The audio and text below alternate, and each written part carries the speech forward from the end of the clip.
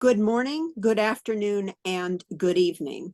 Welcome to the first course of the Monique and Roland Weil People's Academy of International Law. I am Marjorie Cohn, a member of the Bureau of the International Association of Democratic Lawyers, IADL, and founding dean of the People's Academy of International Law. Today we have French, Spanish, and English translation.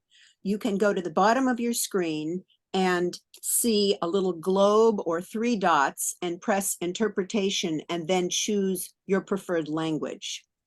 Please put your questions in the Q&A box for our discussion following the program. Our faculty for today's course includes Jean Myrer, Phyllis Bennis, and me, Marjorie Cohn. Sujith Xavier was part of our faculty for today, but he is now recovering from COVID. Sujith is Associate Dean of Research and Graduate Studies and Associate Professor at the Faculty of Law at the University of Windsor. He works with the Third World Approaches to International Law, or TWAIL, and we hope Sujith will join us for the second part of Course 1 on the UN Charter. The People's Academy is an online initiative of IADL. It aims to put the tools of international law into the hands of frontline advocates for people whose human rights are most at risk or have been violated. It will draw on the expertise of noted international law scholars and progressive lawyers to present participants with an overview of international law and its application to local and international struggles. Providing practical instruction in international legal tools and opportunities to meet people's lawyers from around the world, the Academy will be a powerful way to enhance grassroots movements and help them contribute to a more effective international system for advancing their struggles. The People's Academy will present a 2-year academic legal program for progressive and anti-imperialist lawyers and human rights defenders who seek to utilize international laws, norms, and enforcement mechanisms in their work. One aspect of the Academy that makes it unique is that our instruction will have 2 tracks.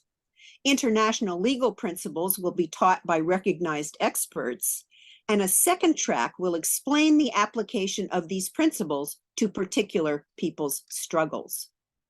Over a period of 2 years, we will present 9 courses and 10 seminars, which will be open to lawyers, activists, advocates, human rights defenders, victims, and others. Our program will include first, the main international principles and instruments that are important for democratic lawyers, and second, how to use those principles to support people's struggles. Participants will receive practical information on how to utilize international law in domestic systems, as well as existing international mechanisms that often serve as a last resort for defending human rights. I want to thank the People's Academy Task Force, who have spent more than 2 years developing the curriculum. They are Jean Myrer, June Sasamoto, Maria LaHood, Gail Davidson, Marty Schmidt, and Charlotte Cates. Bill Bowring and Jan Fermon also helped formulate the People's Academy. Our website is peoplesacademy.net, and a recording of this program will be posted after the class is over.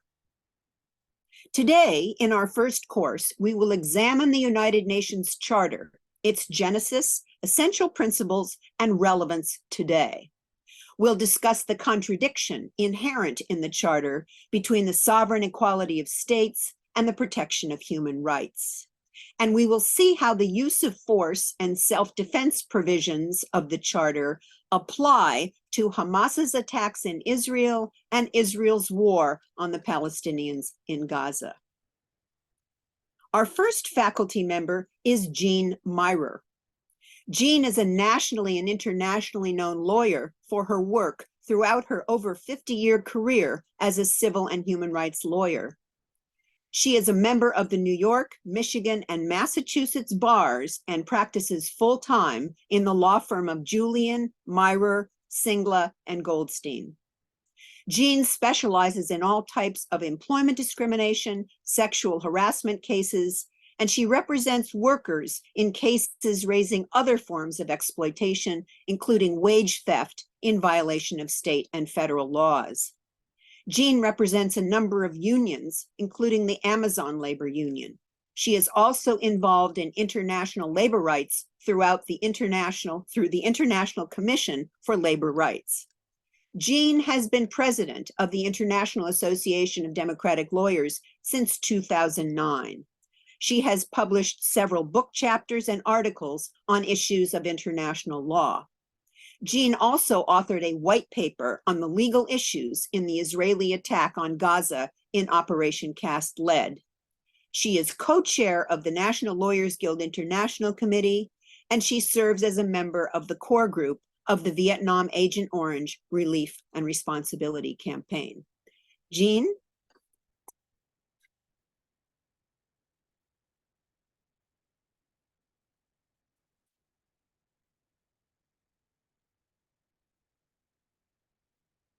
Jean, you're muted.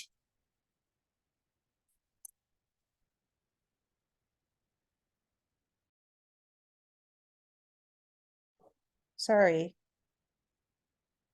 Thank you, Marjorie.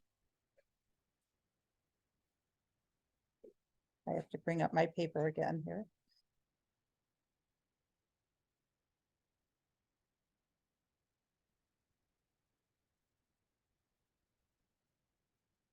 Thank you, Marjorie, and I'm happy to be presenting today in the first course of the Academy. And what I will be presenting on primarily is the issue of the genesis of the Charter. It is uncontested that the United Nations Charter of 1945 represented a new era in international law. It was a break from past efforts to mandate peaceful resolutions of international disputes, to limit the use of force, even in the context of self-defense.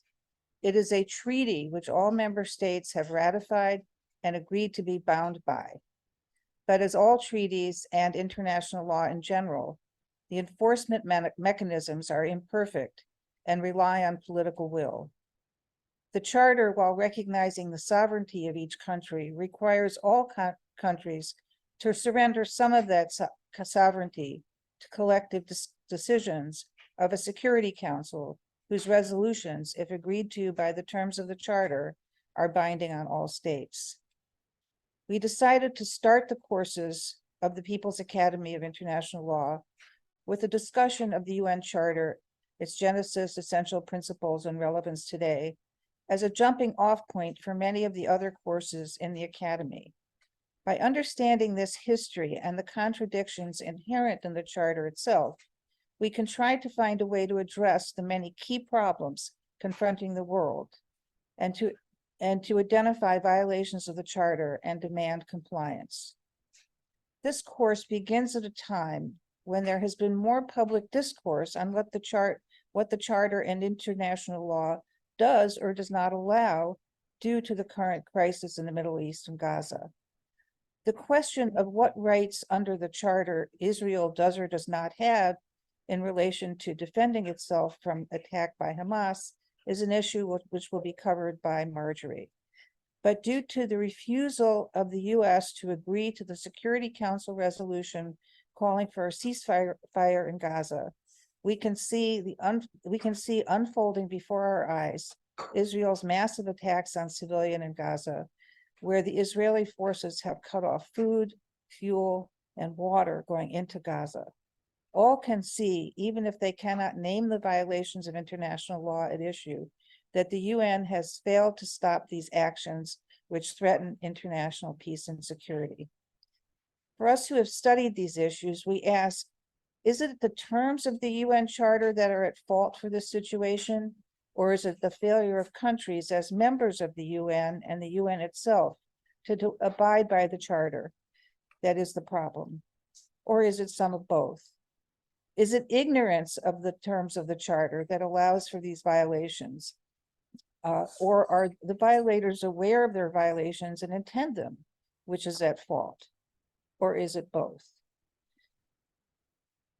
The members of the Academy believe that ignorance of the charter provisions is a major problem, such that country leaders and populations are really unable to provide clear argument to seek compliance with its terms. If leaders are ignorant, the populations of their countries are as well. I dare say that most members of the US Congress have no idea what the UN Charter says. It is also clear that most lawyers are not taught about the Charter or related issues of international law in their law schools. To the extent the UN Charter is taught, it is often dismissed as inconsequential, and the failures of the UN to act are blamed on the UN itself, and not that the UN members are violating their own charter. The IADL was founded in 1946, a year after the charter came into force.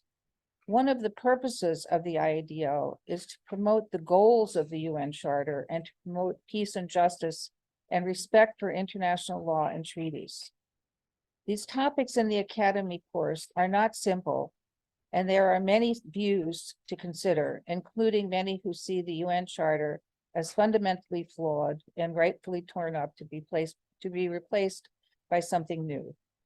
But regardless of one's view, the fact is that after World War II and the horrific destruction suffered in it, so shortly after World War I, it is no wonder that the world yearned for an effective body to protect future generations from the scourge of war.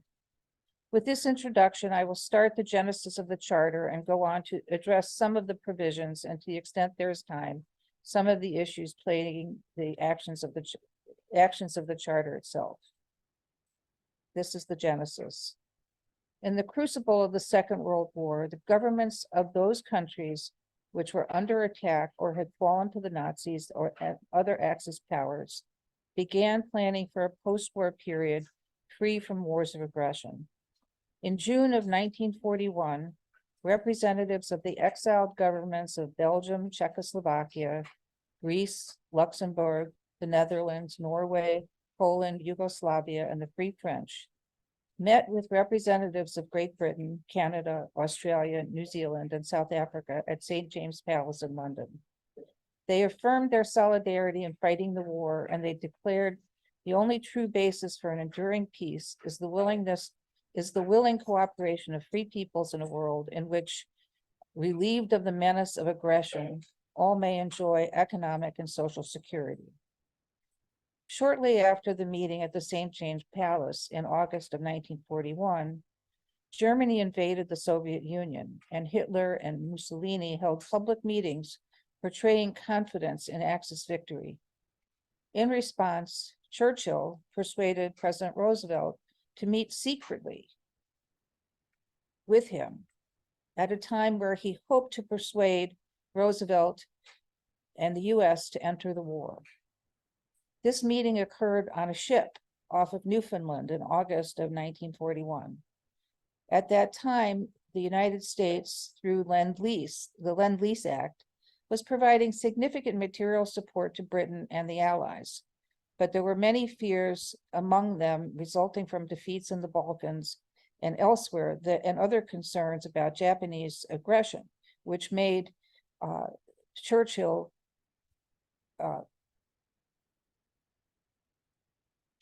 wanting to get the US to commit to joining the war. The meeting between Churchill and Roosevelt covered both countries' war aims for the Second World War and to outline a post-war international system. Neither leader got what he wanted from the meeting, but they did agree on some common principles and what would be known as the Atlantic Charter. The Atlantic Charter contained 8 common principles, including those based on Roosevelt's four freedom speech, and the agreement in principle to create an effective post-war system to keep the peace. Roosevelt's initial view was focused on disarming the aggressors, pending the establishment of a wider, more permanent effective organization for general security. The Atlantic Charter included agreements not to seek territorial expansion, liberalization of international trade, support for international labor, economic and welfare standards, and restoration of self-government for occupied countries, and allowing all peoples to choose their own form of government.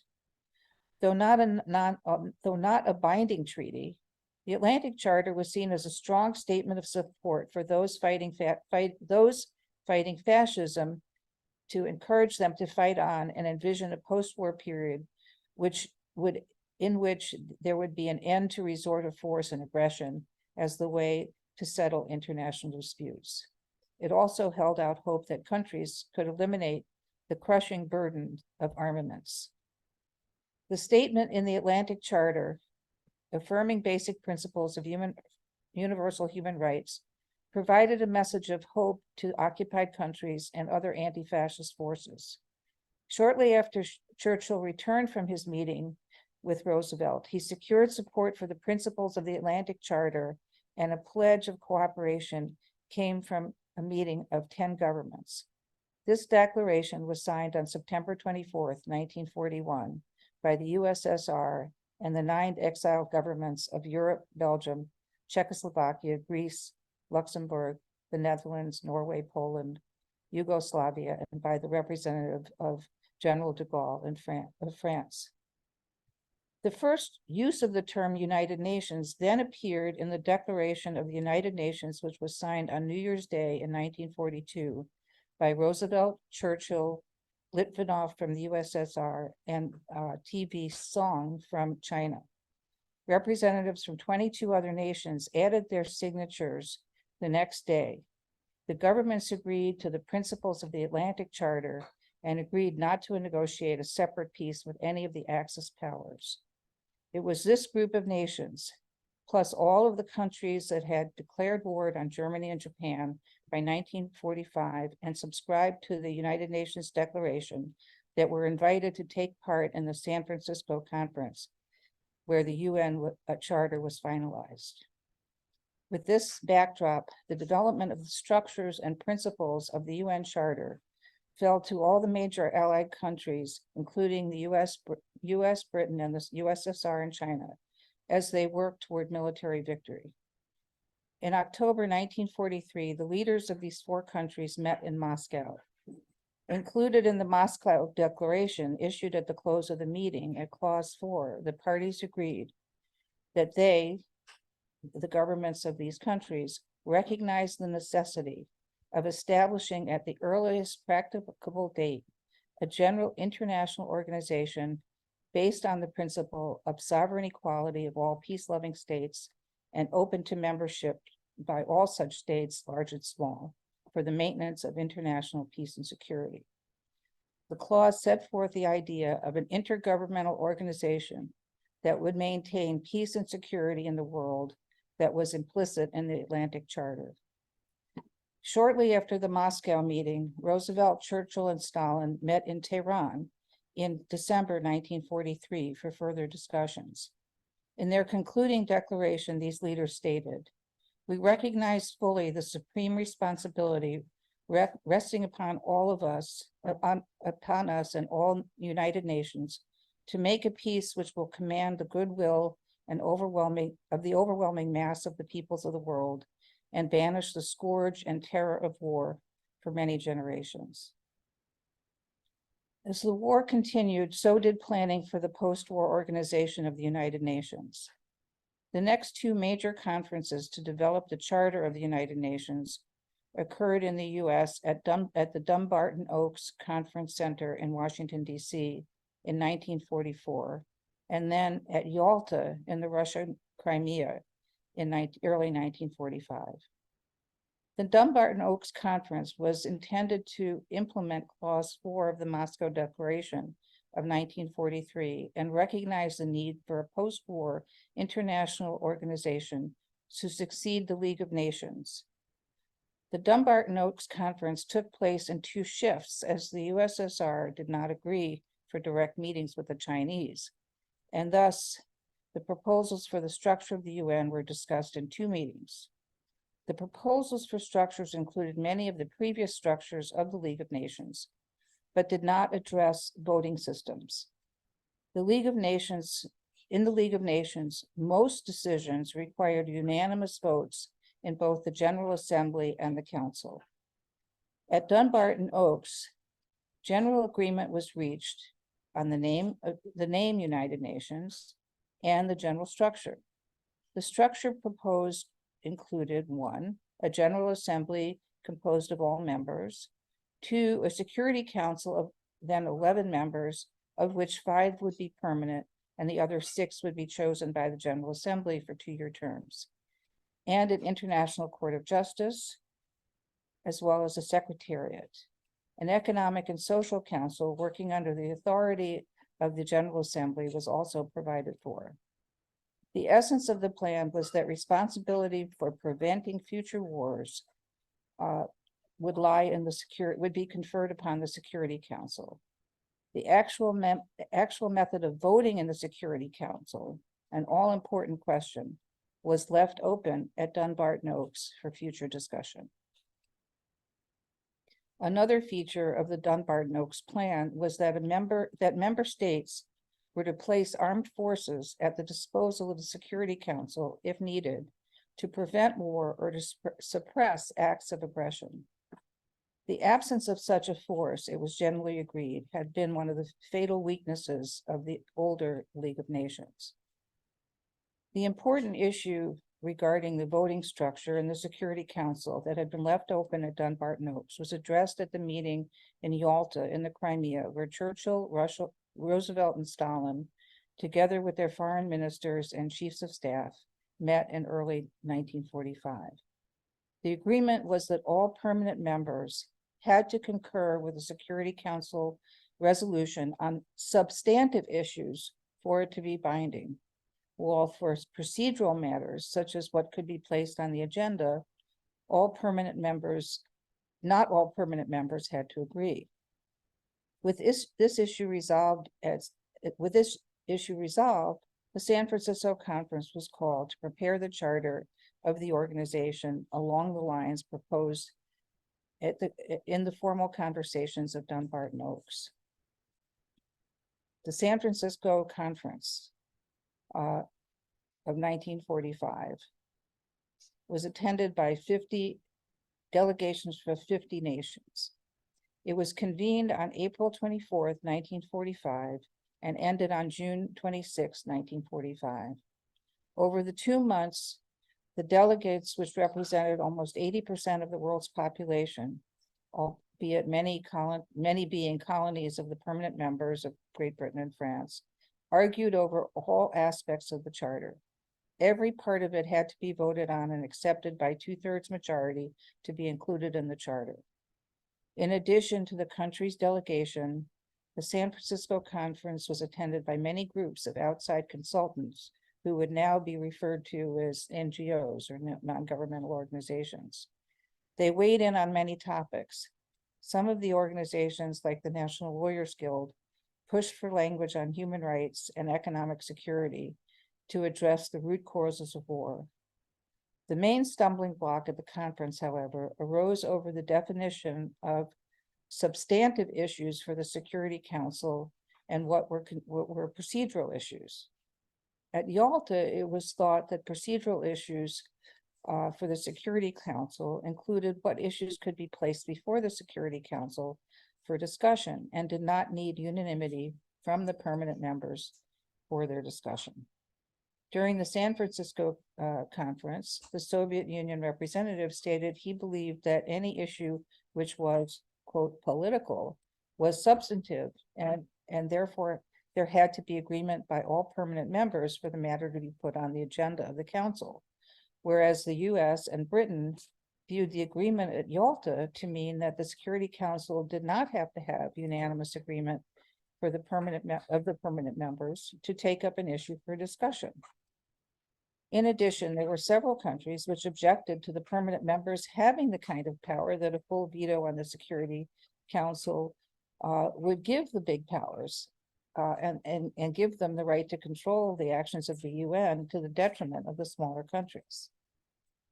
It was very clear then, from the very beginning, that Roosevelt, Churchill, and Stalin believed the only way that the UN would be successful was if the victorious big powers who became permanent members of the Security Council all agreed to a course of action to protect international peace and security, and had the authority to implement that course of action.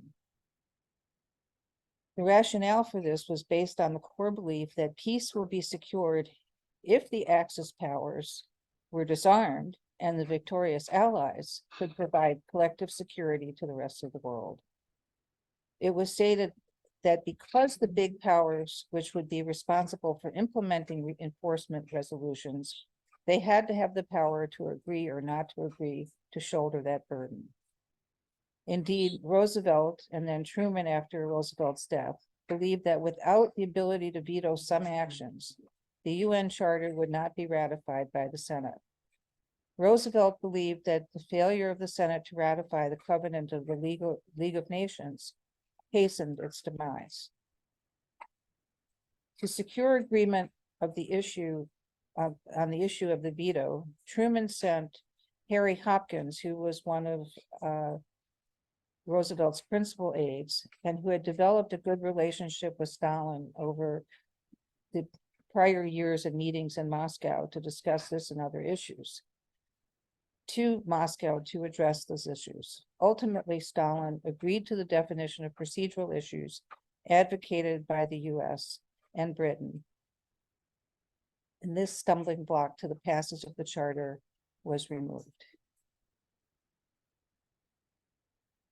On June 25th, 1945, the delegates met in the San Francisco Opera House for the last full session of the conference. Lord Halifax, who was the British ambassador to the UN, presided and put the final draft of the charter to the meeting, saying, "This issue upon which we are about to vote is as important as any we will ever vote in our lifetime. In view of the world importance of the occasion, he suggested that it would be appropriate to depart from the custom method of voting by the show of hands. Then the issue was put, as the issue was put, every delegate rose and remained standing. Furthermore, everyone present, the staff, press, and some 3,000 visitors in the hall resounded by a mighty ovation, and as the chairman announced, the charter passed unanimously. President Truman, in the final session of the conference, spoke. He said, "The Charter of the United Nations, which you have just signed, is a solid structure upon which we can build a better world. History will honor you for it." Between the victory in Europe and the final victory in the most destructive of all wars, you have won a victory against war itself. With this charter, the world can begin to look forward to a time when all worthy human beings may be permitted to live decently as free people. Then, as the president pointed out, the charter would work only if the peoples of the world were determined to make it work. If we fail to use it, he concluded, we shall betray all those who have died so that we might meet here in freedom and safety to create it. If we use it selfishly for the advantage of any one nation and any small group of nations, we shall be equally guilty of that betrayal. The United Nations did not come into existence at the signing of the charter. It had to be ratified and adopted by the US, Great Britain, France, and the USSR, and China, and several other countries. This was accomplished by October 24th, 1945. In between June 26, 1945 and October of 1945, when the charter went into effect, the United States dropped the atomic bomb it had been secretly developing in August of 1945, wiping out Hiroshima and Nagasaki, setting off a new world order in which nuclear weapons could wipe out the whole world. Thus, the UN came into existence at the same time as the atomic age. which of course underscores the need for peaceful resolution of disputes. Can somebody give me a time check, please?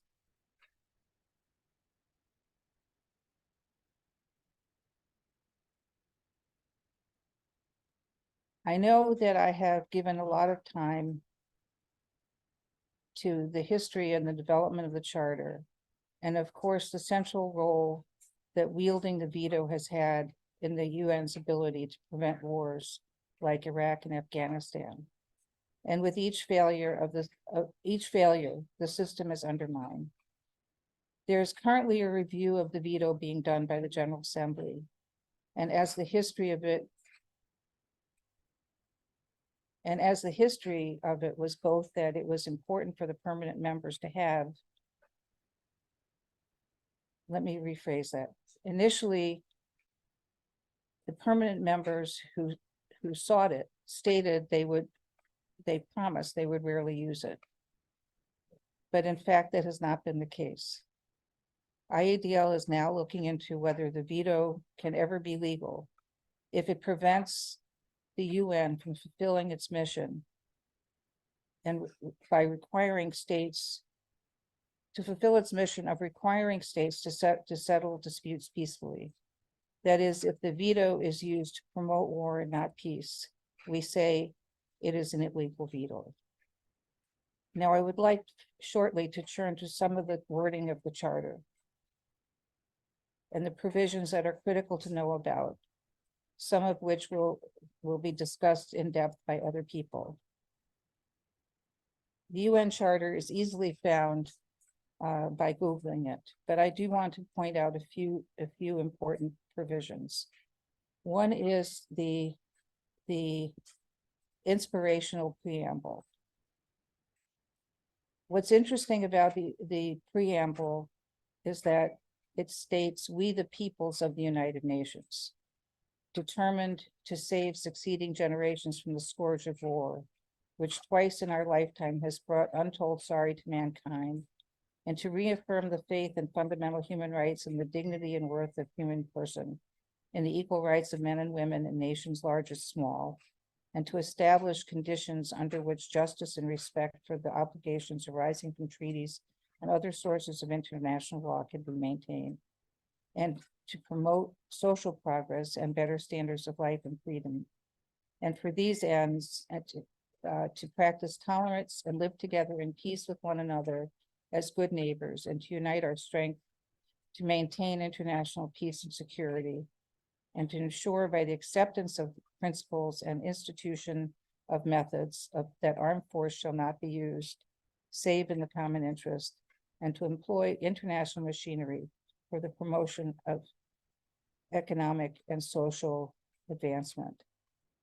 With this preamble, which is stated as the peoples of the United Nations, not the governments of countries, the peoples have resolved to combine our efforts to accomplish these aims.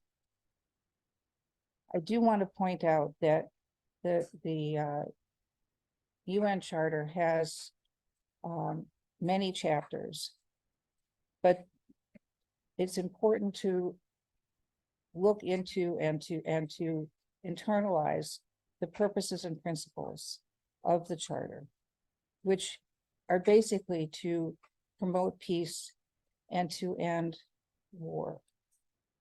The Article 2, Section 3 is one of the key sections of the Charter, which requires all members to settle their international disputes by peaceful means, and in such a manner that international peace and security and justice are not endangered.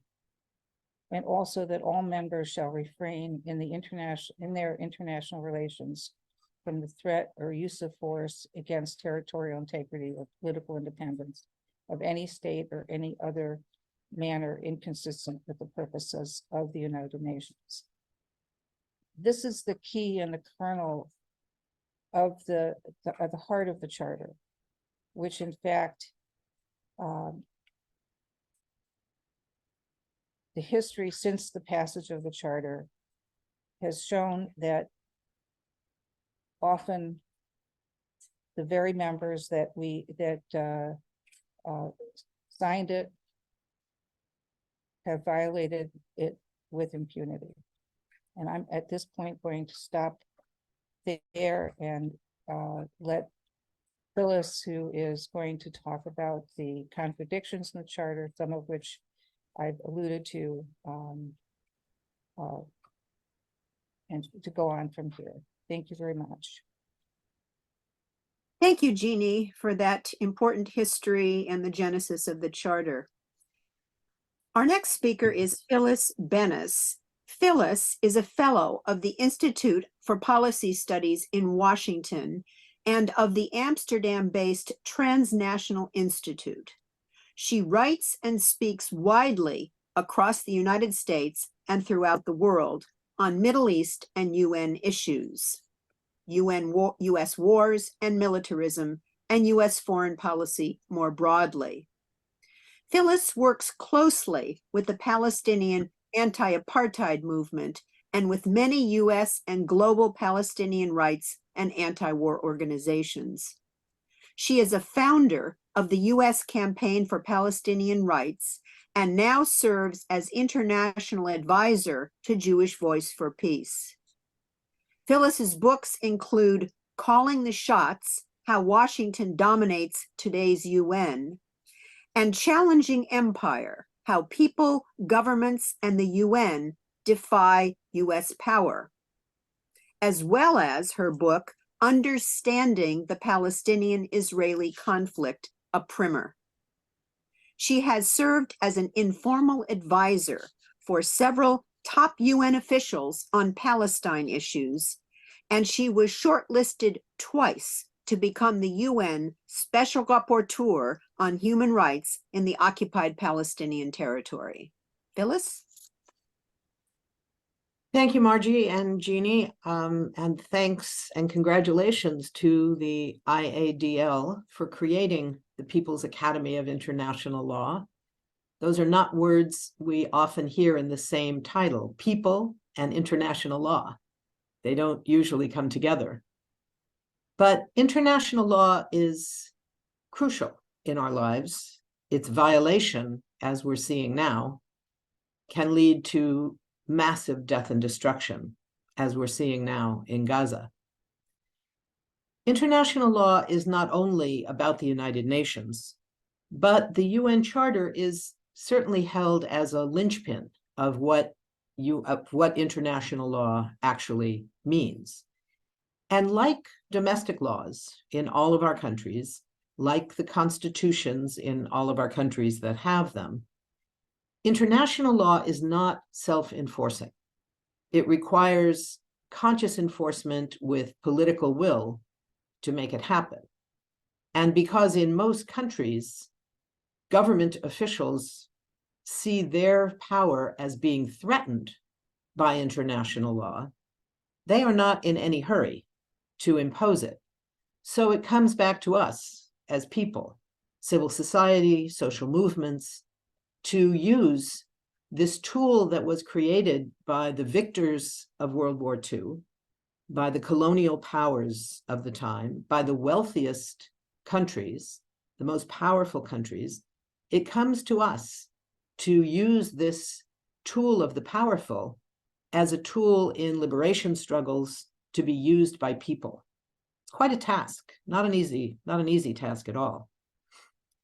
It's true that the creation of the United Nations included the creation of the Universal Declaration of Human Rights. But as Jeannie mentioned, the bombing of Hiroshima and Nagasaki just 6 weeks after the signing of the UN Charter is a sobering reminder of just how challenging this notion of international law really is. From the beginning, from the time the Charter was first created, the UN has been a set of contradictions. On the one hand, you have the contradiction between power, which is vested in the Security Council. Only Security Council resolutions are considered binding in international law, and democracy, the General Assembly, where it's every country, one vote. Now, there's certainly a contradiction there, saying that a giant country, India, China, with 1 billion people, has the same one vote as tiny countries with the same population as my little neighborhood here in Washington, D.C. But it's the closest thing in international legal reality to democracy. One country, one vote.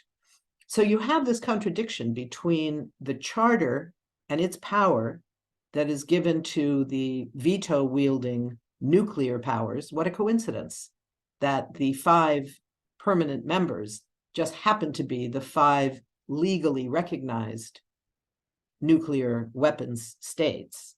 There are, of course, other nuclear weapons states, starting with Israel, North Korea, Pakistan, India, maybe others we don't know about.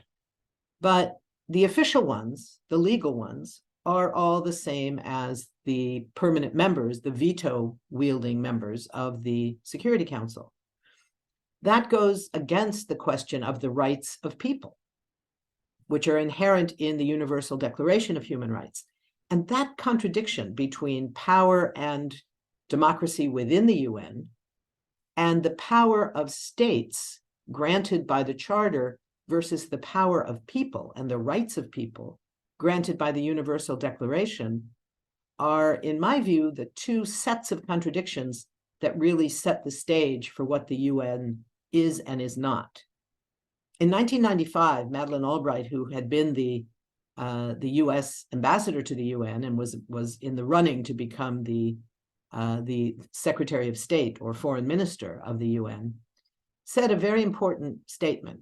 She said, "The United Nations is a tool of American foreign policy." I was kind of furious when she said it because my book on U.S. domination had just gone to press. And I thought if she had just said it a month earlier, I could have put it right on the cover of my book. But that didn't happen. Madeleine Albright was right. It was, one of these things that no diplomat is ever supposed to say out loud. So she was greatly criticized for it. But it was certainly true. By that time, the United Nations had become a tool of U.S. foreign policy. We saw it in 1991, when the combination of bribes and threats and punishments were used against both members of the Council and ultimately members of the General Assembly to win support for a U.S. invasion of Kuwait and the attempted overthrow of governments in Iraq, in a war that was chosen for reasons that had nothing to do with international law. President Bush at the time said, "This occupation will not stand." And certainly the Iraqi occupation of Kuwait was a violation of international law, a violation of the Charter. But it was hardly the first Middle Eastern country to invade and occupy a neighbor state. We had Morocco in Western Sahara, we had Turkey in Northern Cyprus, and of course we had Israel in Palestine, in Syria, and in Egypt at that time. Egypt had just ended. So in that context, it's sort of relevant to look at how was the Charter imposed or not, how was it violated or not. One of the things that was interesting at that moment when the Security Council voted on endorsing the US war in Iraq, only 2 countries voted no.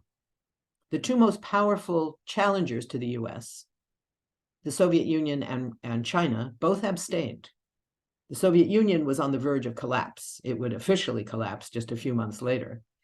China didn't want to challenge the US, so they both abstained. Every other country voted with the United States to endorse a US attack on Iraq. The 2 countries that voted no, one was Cuba, that voted no on principle. It would never support a US or any other country's invasion of another country. Yemen was different. Yemen was and is the poorest country in the Arab world. It had just been reunified after a decade or more of separation into 2 states. It was the only Arab state on the Security Council. There's almost never more than one. And the Yemenis felt they could not vote to endorse a US invasion of another Arab state. So they voted no. And no sooner had Abdullah al-Ashtal put down his hand, the Yemeni ambassador, than the US ambassador was at his side and said, that will be the most expensive no vote that you ever cast. And just by coincidence, that remark happened to be picked up on a UN microphone and broadcast throughout the UN system. And very quickly, with a little help from some other people, was broadcast around the world to show what the US was actually doing at the United Nations. And sure enough, 3 days later, the US cut its entire aid budget to Yemen, which was small and insufficient anyway. But for Yemen, it was very important. Around the UN, they still call that the Yemen precedent. The knowledge of everybody who works at the UN, though the diplomatic ones will not say it out loud, it's widely known, that if you cross the United States on an issue that's important to the US, you will pay a price. You will pay a price. That's the Yemen precedent, and it's still, unfortunately, quite relevant today. So we see this organization that was founded as part of the victor's justice after World War II. And 75 years later, after the founding, we see the so-called world order that it was supposed to create collapsing. We now hear rarely about international law from government officials, at least in Western capitals. We hear about something called the rules-based order, which is like, what? What is that? Well, what it is what any powerful government says it is at any given moment. There is no rules-based order that exists in literature. You can't look up what are the rules of the rules-based order. International law exists in the real world. There's a lot of problems with it, contradictions, but it exists to be abided by, to be violated, to be challenged, to be brought to court. Everybody knows what it says. The rules-based order that we now hear so much about is supposedly the replacement for international law, which has become inconvenient, shall we say, to many powerful countries. But it's a problem because it also undermines the potential value of the United Nations. And the value should not be minimized with all of its contradictions. I want to just mention something that happened here in the United States some years ago. There was a film that was broadcast widely that was called Eyes on the Prize. That was the history of the civil rights movement in the United States, the history of the struggle for equality of African Americans in this country in the period following slavery and all of the challenges that had existed. And it was a wonderful film. And there was a picture in that film that was highlighted and then passed over. The picture was of a group of farmers, small farmers, what were known as sharecroppers, who did not own their own land, had to work for someone else. These were people whose parents, or perhaps themselves as children, had been enslaved in the United States in the era of slavery. And they were very poor, dressed in very ragged clothes. They clearly were not well educated. Their signs were not spelled right. You could see they had not had access to education. And they carried one flag. It was the flag of the United Nations. And it was evidence that for them, whose government had long ago betrayed them and abandoned them, they looked to the United Nations to protect them, to support them. It rarely did so, but that didn't stop people around the world from seeing the United Nations in that way. And I think it's important for us who are now looking at all these internal complications and contradictions of the UN to remember what those promises have meant to people around the world and how important it's been. So if we're looking at what it would take to really build a global democratic movement, the UN, in some form, with all of the changes and improvements and reforms that it needs, is still going to have to be part of that. We saw that at the moment that the COVID crisis hit around the world. The UN was at a moment when it could have reclaimed some of that multilateral potential to order a global response to this horrific epidemic. It tried.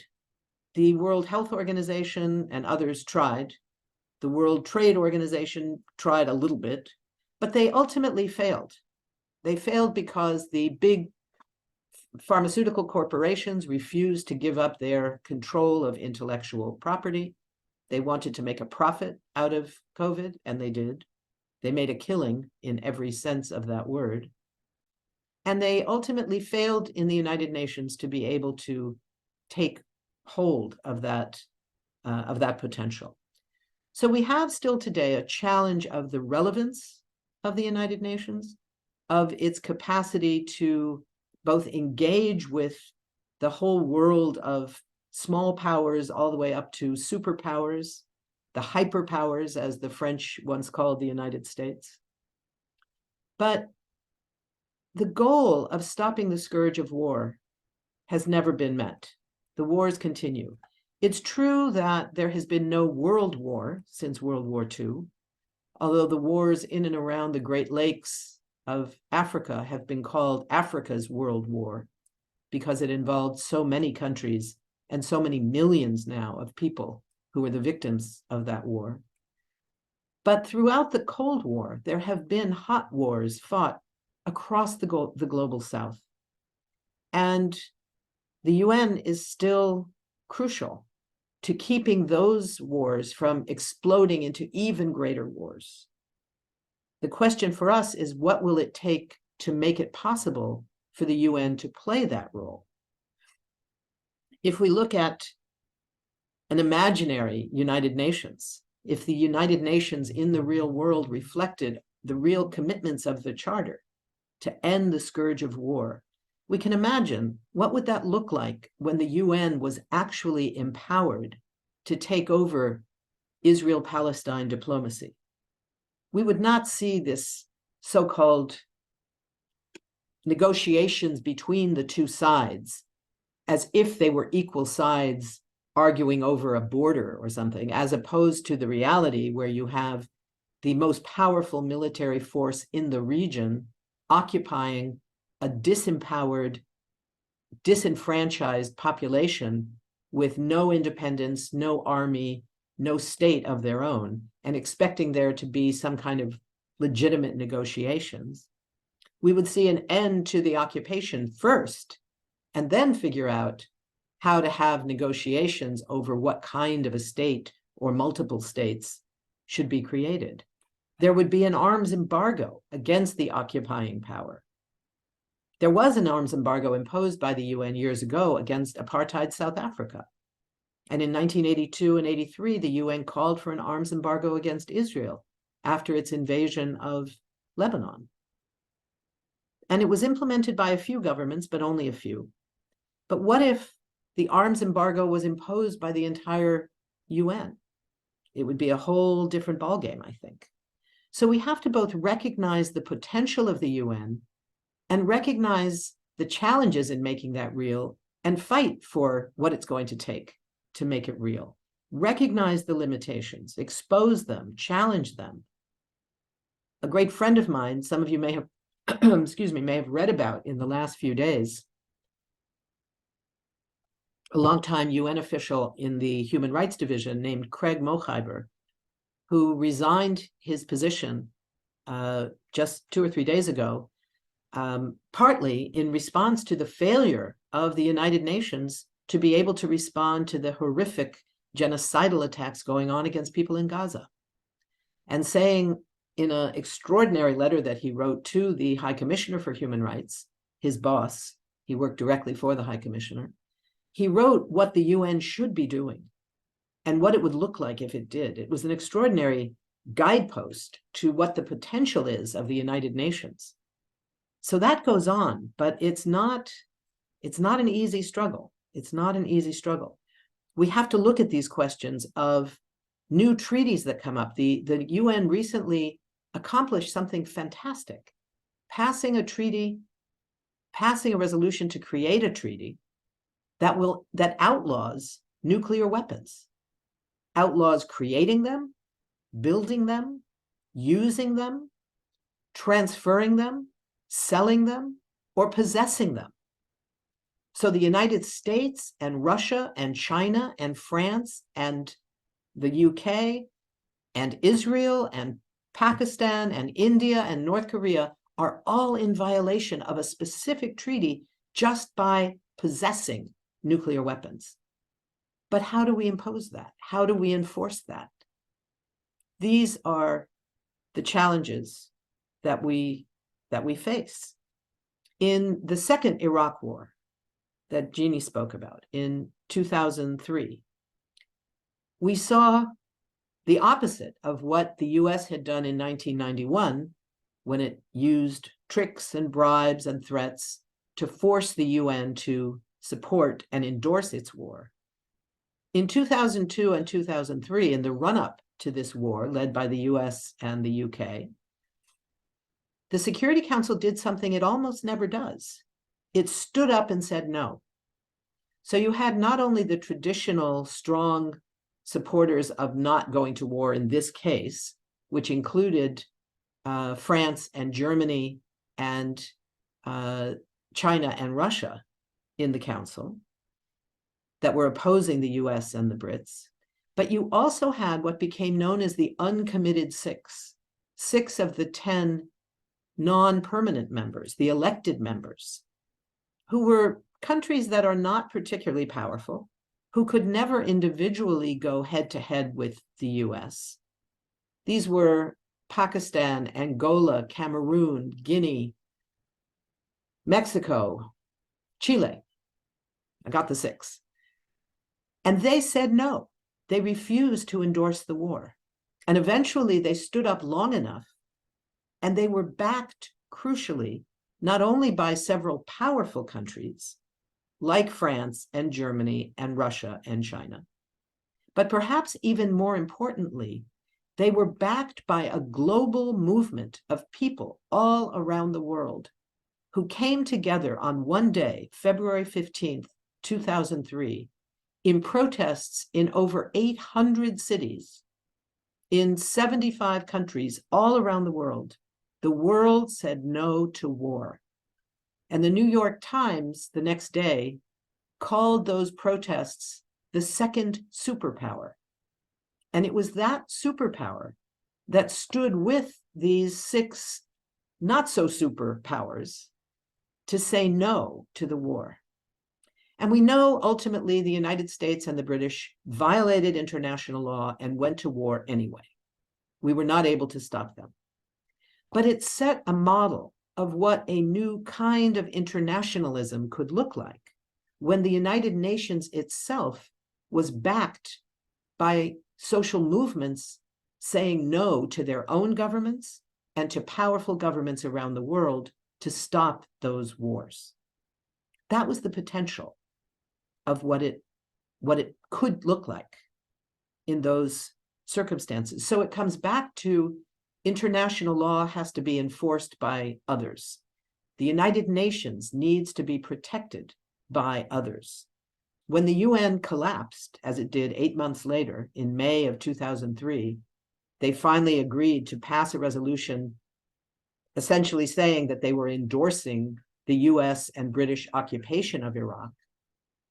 The UN itself paid a huge human price for that decision. When there was a car bombing targeting for the first time the UN headquarters in Baghdad, 22 UN staff were killed, including the head of the UN mission in Iraq, who was widely viewed as the likely next Secretary General of the United Nations, Sergio de Mello of Brazil. So the UN paid a price when it stopped standing with people and agreed under protest to stand with the war powers who were illegally going to war. So I was going to go through a little bit of some of the history. Jeannie touched on much of this, so I'm just going to go over a few other points. And then we'll be able to open up, I think, for some specific discussion about the violations of the UN Charter, etc., and related issues that are going on right now in Gaza, and open up for questions. In the early period, I just want to highlight 2 things that sort of point to these contradictions in the history of the United Nations. One is that how US power was used and abused during that period. In the run-up to the San Francisco Conference of 1945, where the UN Charter was finalized and signed, the US, in an operation called Operation Ultra, was spying on virtually every delegation that was headed to San Francisco. They spied on the trains, they spied on the offices, they spied on everybody. So going into that meeting, they knew exactly where various delegations stood, what was important to them, what they would be willing to compromise on, what they would not compromise on. So it gave the US enormous illegally obtained power. This was all done by the precursor of the CIA. It was an organization called the Office of Special Services in the United States that was the first spy operation. And it did a pretty good job. It spied on them all and got all kinds of information. So right from the beginning, this question of the US functioning as the dominant power in the United Nations was already available right there. The other little story I wanted to share had to do with the General Assembly. At the time of the founding of the United Nations, there were 51 new members. Most of them were European and North American. They were the white colonial states. They were the old powerful states. And there were a lot of other countries around the world who were not being acknowledged as independent, who were still officially or unofficially, they were colonies. When the UN headquarters that now exists in New York was being built, the people who were drawing up the plans came to the founders of the UN and said, we're assuming there's going to be more than the current number of members of the United Nations. How many delegations do you think there will be in the future in the General Assembly? Now there's only 50. How many will there be in the future? So they had consultations and they figured out which countries were going to be joining. And they came back and said, about 70. We think it'll be about 70. As you probably know, today there are 193 members of the United Nations. So at the time, the powerful countries had no plans to welcome all the countries of the world as independent states. They were thinking there were a few more, maybe 20 more that could join them. And that's why you see at times in the General Assembly Hall, the delegations are really crowded. They're crowded because it was built for far fewer delegations than exist today. So it goes again to the question of what the UN was designed for, as opposed to what it had to become. And it became that because the General Assembly became not only a venue, but a participant in the whole process of decolonization that was featured throughout the UN in the periods of the 1950s, 1960s, and 1970s. So again, the UN is still player and venue. Then it was for decolonization. Now we still see that in terms of Palestine and Western Sahara, but it's an old story at the UN. During the Cold War, in all those years, you had things emerging like the new international economic order. That got the US to finally pay some attention to what was going on in the General Assembly. President Bush in my country, Bush Sr., was at that time the US ambassador to the United Nations. And he saw how the US was being isolated in the United Nations General Assembly. In the Security Council, the US used its veto 33% of the times it vetoed anything in the 1970s and 80s were used to defend South African apartheid. It was used to veto anti-apartheid resolutions. 50% of those US vetoes were cast to defend Israel, which at the time was not called an apartheid state. But as we know now from the work of UN agencies, but particularly more recently, and I'm sorry for the noise outside, particularly the work of Amnesty International, Human Rights Watch, and a number of Israeli human rights organizations, B'Tselem, Yesh Din, and others, we see the recognition that Israel is an apartheid state. So if you add those together, 33% of US vetoes were cast to defend South Africa. 50% were cast to defend Israel. What we get is 83% of all US vetoes were cast to defend apartheid. It's a pretty shameful history, but it's one that shapes a great deal of what the UN has been. The Cold War ends, the Gulf crisis arises because at that time, President Bush Sr. saw the need to reassert the role of the United States as a superpower, and in doing so, used the United Nations as a way of legitimizing both a US-controlled war and the role of the United States in the United Nations. I'll tell you one other story. The night that the war began, the night that the bombs began to be dropped on Baghdad in January of 1991, in what was supposed to be the UN war. Remember, the Security Council had voted to endorse that war, so it was technically a UN war. The UN Security Council was in session that night on the question of Palestine, not on the question of Iraq. The US had insisted that the council would not meet again until the war began. The US was in control of that war, not the United Nations. And when the bombs began to fall, it was being broadcast on the then very new CNN network around the world. And the diplomats in the Security Council chamber, who were meeting in secret, did not have any access to televisions. This was before cell phones, before computers were widely used. So they had no idea that the bombs that their organization were supposed to be in charge of were already falling. And a security guard happened to come outside from the Security Council chamber and saw all of the journalists gathered around a portable TV someone had brought down there.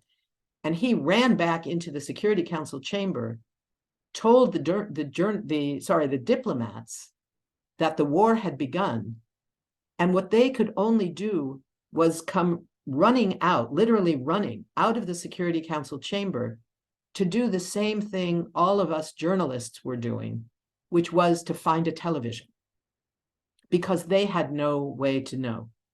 No one was even telling them that their war had begun. So this is the challenge that exists in the context of the United Nations. In 2001, after the horrific attacks of September 11th in the United States, the United Nations again was sidelined. It was sidelined. The Security Council met just 3 days after the attacks. The steam, the smoke was still coming from the ruins of the World Trade Center just a few miles from UN headquarters. And the UN was now faced with passing a resolution that the United States had drafted. And of course, they would have passed any resolution. But the resolution they passed was very carefully drafted so that it was not taken under what's known in the Charter as Chapter 7. Chapter 7 is where there is a reference to the use of force. Where can the United Nations authorize the use of force? A resolution to authorize force must be taken under Chapter 7. But the resolution that the United States drafted was not taken under Chapter 7. It was taken under Chapter 6, which talks about the peaceful resolution of conflicts and does not authorize force. Why?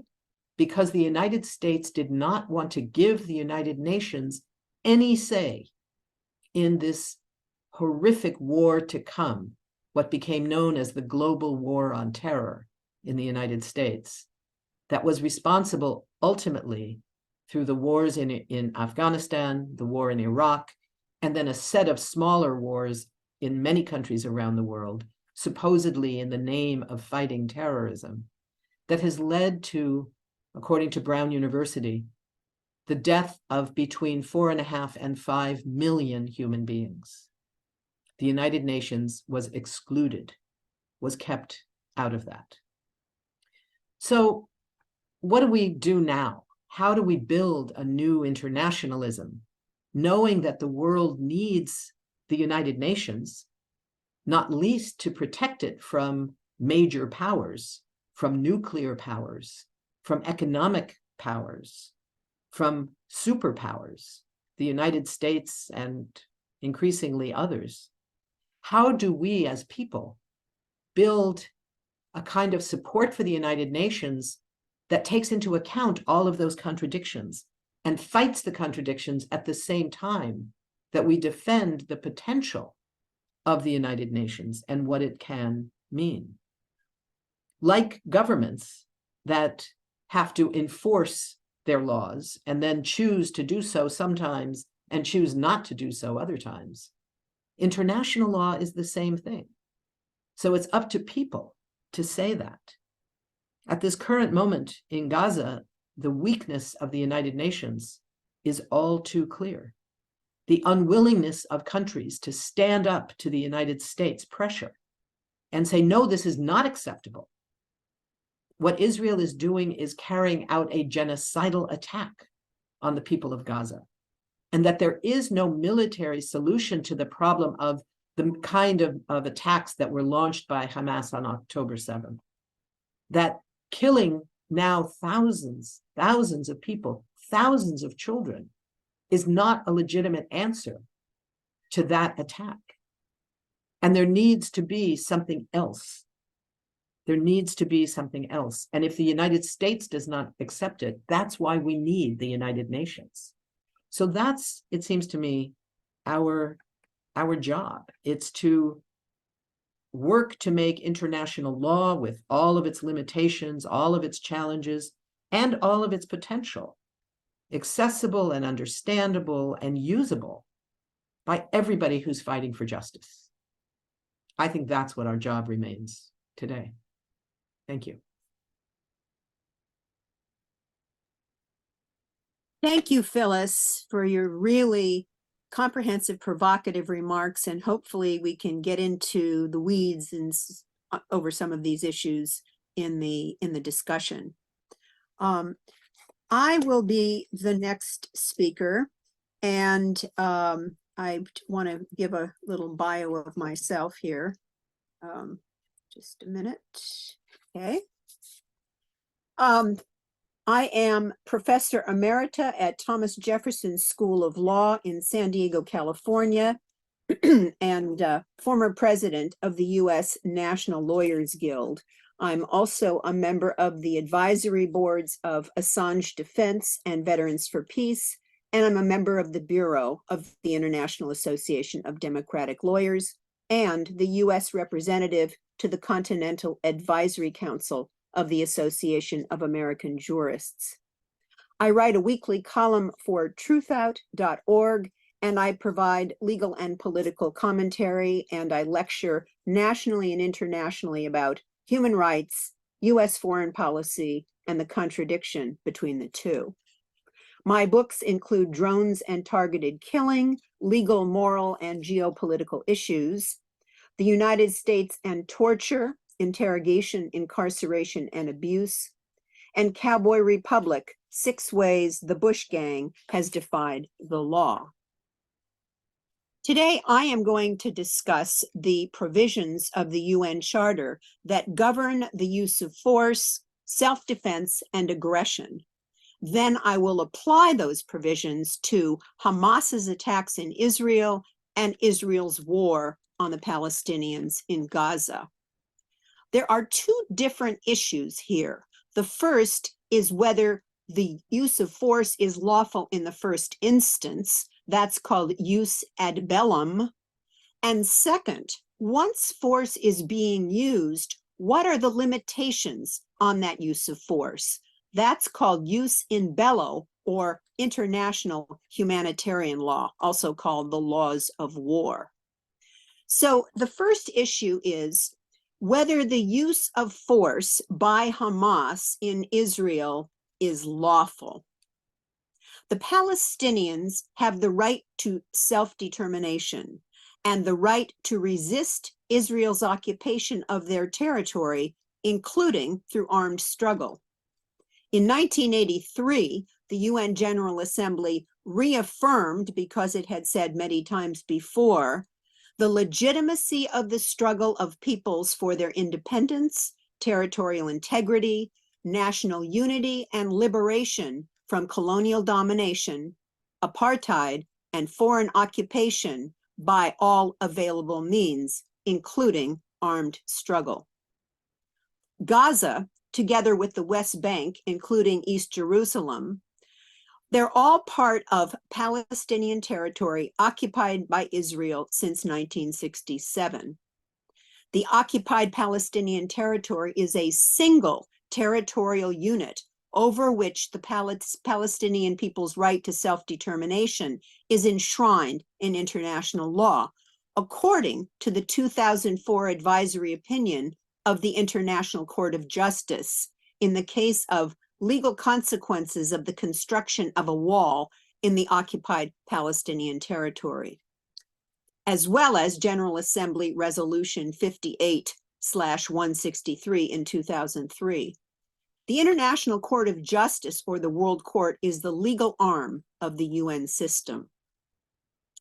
Israel claims that its unilateral disengagement from the Gaza Strip in 2005 relinquished its effective control over that part of the occupied Palestinian territory, and thus, Israel said, the Gaza Strip is no longer occupied.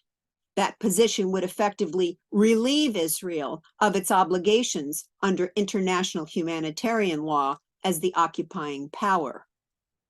However, the very text of the disengagement plan itself, coupled with Israel's subsequent practices, makes clear that the Gaza Strip remains under Israeli occupation. Article 42 of the Hague Regulations of 1907 provides that territory is considered occupied when it is actually placed under the authority of the hostile army. The test for occupation is effective control, which exists if the military forces of the adversary could, at any time they desired, assume physical control of any part of the country. This test has been reiterated by various international courts and tribunals, including the International Criminal Tribunal for the former Yugoslavia, which ruled that one of the guidelines for determining occupation was whether the occupying power has a sufficient force present or the capacity to send troops within a reasonable time to make the authority of the occupying power felt. Certainly we're seeing that now. By declaring that Israel will guard and monitor the external land perimeter of the Gaza Strip, will continue to maintain exclusive authority in Gaza airspace, and will continue to exercise security activity in the sea off the coast of the Gaza Strip. The text of the disengagement plan itself reveals Israel's intention to maintain effective control over the Gaza Strip. Furthermore, despite its unilateral withdrawal of stationed troops and settlers, Israel continues to exert military control over the Gaza Strip through a continuous flow of military operations in and against Gaza. In addition to military control, Israel also exerts administrative control over the population of Gaza through the exclusive control over the movement of goods and people, the civil population registry, and the tax and revenue system. Israel continuously maintains control over Gaza's borders, sea and airspace, water, electricity, sewage, and telecommunication systems. Thus, Gaza remains occupied territory. UN Security Council Resolution 1860, which was issued in 2009, states that the Gaza Strip constitutes an integral part of the territory occupied in 1967. Therefore, the Gaza Strip and its inhabitants remain under Israeli effective control, and it is therefore occupied. The Palestinians have the right to use military force to resist Israel's occupation. Now, next, is the use of force by Israel lawful? Israel's attacks in Gaza, which have killed more than 9,000 Palestinians and counting, do not constitute lawful self-defense.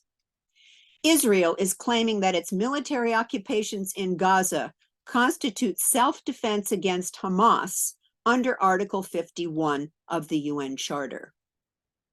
Article 2, sub 3 of the Charter requires all states to settle their international disputes by peaceful means so as not to endanger international peace and security. This doesn't just apply to states, but also applies to the settlement of international disputes. Article 2, sub 4 says that no state can use or threaten to use military force against the territorial integrity or political independence of another state or in any manner inconsistent with the purposes of the United Nations. Although Israel denies that Palestine is a state, the Israeli Supreme Court in the targeted killings case recognized the dispute between Israel and the Palestinians to be of an international character. Thus, Israel cannot use the Palestinians' lack of statehood to justify its use of force. Chapter 6 of the UN Charter, in Articles 33 through 38, sets forth the mechanisms with Security Council or General Assembly assistance by which states may peacefully settle disputes. They include negotiation, inquiry, mediation, conciliation, arbitration, judicial settlement, resort to regional or agencies or arrangements, or other peaceful means of their own choice. Israel has refused to engage in negotiations with the Palestinians. The only two exceptions to the prohibition in the Charter on the use or threat of force are when a state acts in self-defense against an armed attack, or when the Security Council authorizes the use of force. A state may use military force in individual or collective self-defense under Article 51 of the Charter if an armed attack occurs against a state. The use of armed force for reprisal or preemptive retaliatory purposes is prohibited by the Charter. Once again, reprisal and retaliation is prohibited by the UN Charter. For an armed attack to give rise to the right of self-defense, it must be directed from outside the territory under the control of the defending state. Therefore, a state should not be allowed to invoke the right of self-defense to defend against an attack which originates inside a territory it occupies. Because Israel has continued to occupy Gaza, it has given up its right to claim that it is acting in Article 53 sanctioned self-defense in response to the attacks by the Palestinians. Israel remains an occupying power in Gaza despite its unilateral removal of settlements. Since the election of Hamas, Israel has imposed a blockade against Gaza, which is specifically listed as an act of aggression under General Assembly Resolution 3314.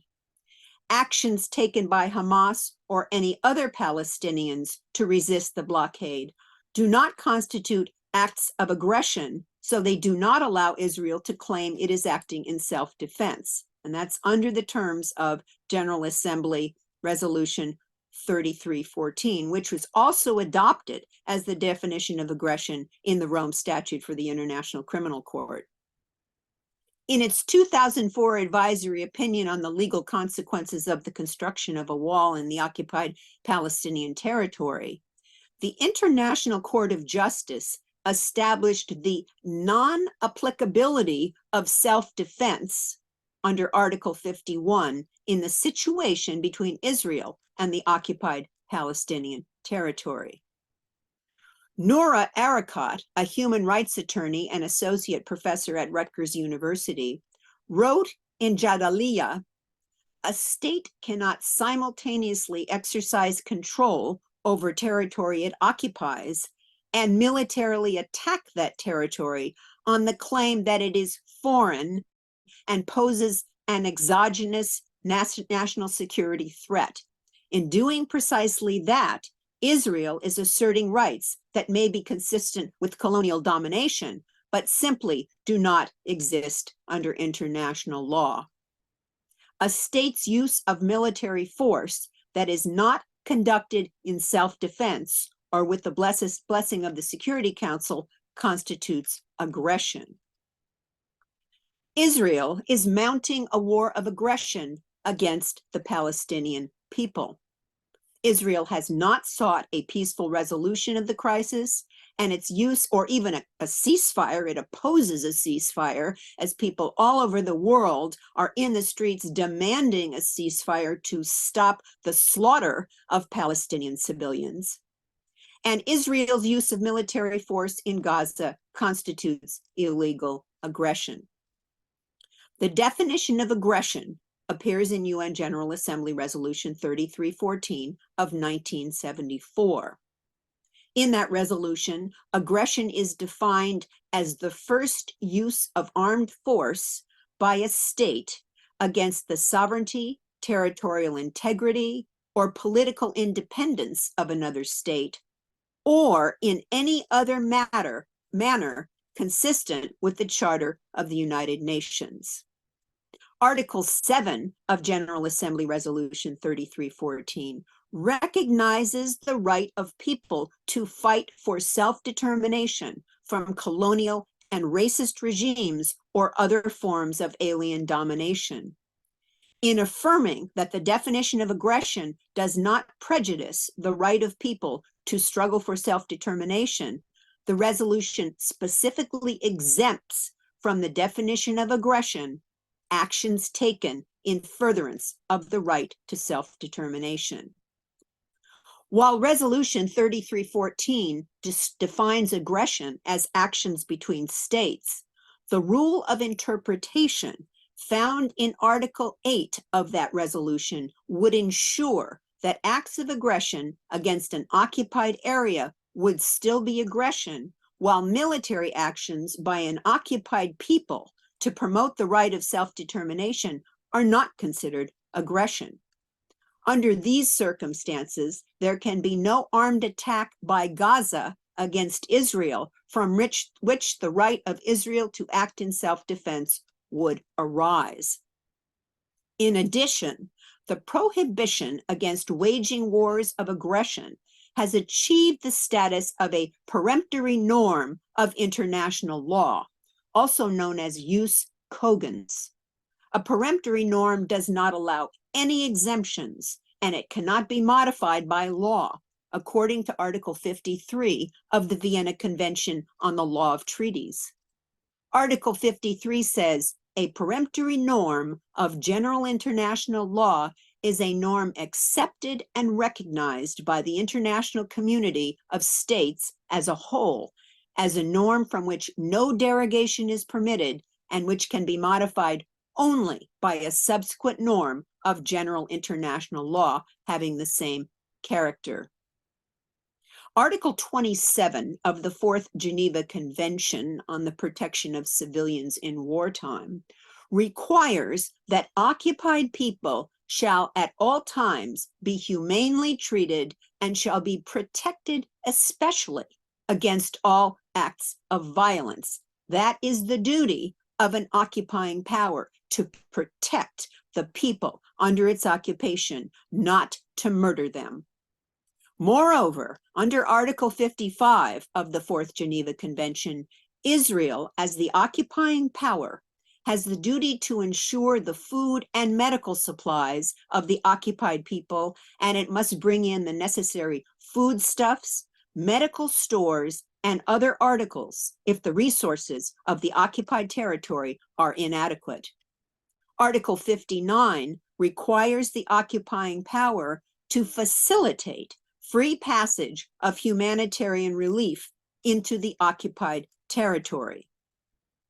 Using starvation of civilians as a method of warfare by depriving them of objects indispensable to their survival, including by willfully impeding relief supplies, which Israel has been doing now since October 7th, is a war crime under the Rome Statute, Article 8, 2b. Protocol 1 to the Geneva Conventions in Articles 15, 21, 54, and 70 requires the promotion of humanitarian access and prohibits the starvation of the civilian population as an allowable method of warfare. Israel is permitting only a trickle of relief into Gaza. Oxfam, the International Disaster Relief Organization, said it had never seen a humanitarian crisis like the one in Gaza. Israel's illegal actions against the occupied Palestinian territory reflects the types of reprisals prevalent in the pre-UN Charter period. So that's a question of jus ad bellum, the initial use of force. Now, turning to the issue of whether Hamas and Israel are complying with international humanitarian law, or jus in bello. The laws of war are set forth in the Geneva Conventions, the Hague Regulations, and customary international law. Israel is using disproportionate force against the Palestinians. The disproportionate use of force is illegal whether or not the war itself is illegal. The proportionality principle addresses whether civilian injuries and deaths are excessive in relation to the anticipated military advantage from the attack. In retaliation against the Palestinians in Gaza for Hamas's October 7th killing of hundreds of Israelis, Israel has intensified its 16-year siege of Gaza to a complete siege. Israel is slaughtering civilians, cutting off their food, water, electricity, and fuel, ordering more than 1 million of them to leave their homes, and then bombing their evacuation routes and trapping them with nowhere to escape. Israeli forces have killed more than 9,000 Palestinians, more than 1/3 of them children. Over 42% of Palestinian homes have been destroyed, and more than 1 million Gazans, half the population of Gaza, have been displaced. Israel continues to viciously bombard Gaza, reducing much of it to rubble. Israel is violating the proportionality principle. Israel is also violating the principle of distinction, which requires that Israel at all times distinguish between the civilian population and combatants and between civilian objects and military objectives. Protocol 1 to the Geneva Convention states that civilians must not be the object of attack. Intentionally directing attacks against the civilian population or against individual civilians not taking a direct part in hostilities is a war crime under Article 8, sub 2b1 of the Rome Statute. Article 52 of Protocol 1 to Geneva prohibits deliberate attacks on civilian targets and defines the difference between military and civilian targets. Military targets are defined as those objects by which their nature, location, purpose, or use make an effective contribution to military action and whose total or partial destruction, capture, or neutralization in the circumstances ruling at the time offers a definite military advantage. All other targets are civilian targets. Pursuant to Article 53, sub 3 of Protocol 1, if it is unclear whether a target is military or civilian, it is presumed not to be a military object and it is presumed to be a civilian object. And keep this in mind now when you think about Israel's excuse for wiping out the civilians in Gaza. Under the Protocol 1, the presence of non-civilians in a civilian area does not change the civilian character of the area. Israeli forces are bombing refugee camps in Gaza, causing 50,000 square feet of damage and killing untold numbers of civilians. Israel is targeting homes, schools, mosques, churches, hospitals, ambulances, and UN shelters. Israeli forces refuse to distinguish between civilian and military objectives during its attacks, and there is a clear lack of proportionality between the death and injury of civilians, destruction of civilian property, and the concrete advantage from such attacks. Indiscriminate and disproportionate attacks constitute war crimes, and when they result in willful killing and extensive unlawful destruction of property, such attacks may amount to grave breaches of the Fourth Geneva Convention, entailing individual criminal liability for those who planned, ordered, or executed such operations. And I should say, in addition, under the Rome Statute, those who aided and abetted in those war crimes, such as the United States, by providing money, armaments, and diplomatic cover, can also be prosecuted under the Rome Statute. To the extent that Hamas failed to distinguish between combatants and civilians on October 7th, it violated international humanitarian law, which also prohibits the taking of hostages. The Israeli government ordered more than 1 million Gazans to leave their homes and then bombed their evacuation routes and trapped them with nowhere to escape. According to a leaked document from the Israeli Ministry of Intelligence to an Israeli news site, Israel is planning to permanently transfer all of the Palestinians in Gaza to Egypt's Sinai Desert. Another Nakba, the second Nakba, after the initial Nakba, when 750,000 Palestinians were ethnically cleansed and many people murdered, raped, and tortured, as Israel cleared out Palestine to make way for its new state.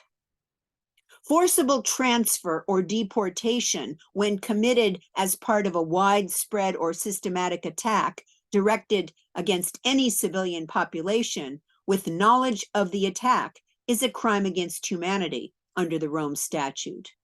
Israel's ethnic cleansing of Palestinians from Gaza meets this test. Moreover, some of Israel's bombs contain white phosphorus. It burns to the bone. It cannot be extinguished with water. It is a horrific weapon and is prohibited by Protocol 3 of the Convention on Convention on Conventional Weapons. I want to talk now about the Security Council and the General Assembly and the obligation to maintain international peace and security. The Security Council is charged in the UN Charter with the maintenance and restoration of international peace and security. The Council must determine whether there is a threat to the peace, a breach of the peace, or an act of aggression. But the Security Council has failed to act to stop the slaughter of the Palestinians in Gaza due to the United States exercise of its veto. This is an example of the U.S. consistently providing Israel with political and diplomatic cover for its atrocity crimes.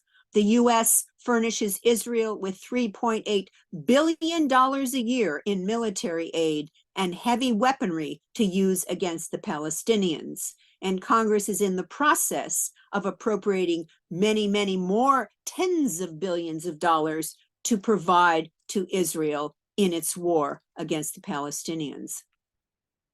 Under the Uniting for Peace resolution, when the Security Council is unable to act due to a lack of unanimity of its 5 permanent members, the General Assembly can take up the matter and recommend how to restore international peace and security. The International Court of Justice held in the Wall case that the General Assembly can take up a matter which the Security Council is seized of, that means which it has jurisdiction over, with or without invoking the Uniting for Peace resolution. On October 26th, more than 2/3 of the members of the General Assembly passed a resolution calling for an immediate and sustained humanitarian truce, leading to a cessation of hostilities and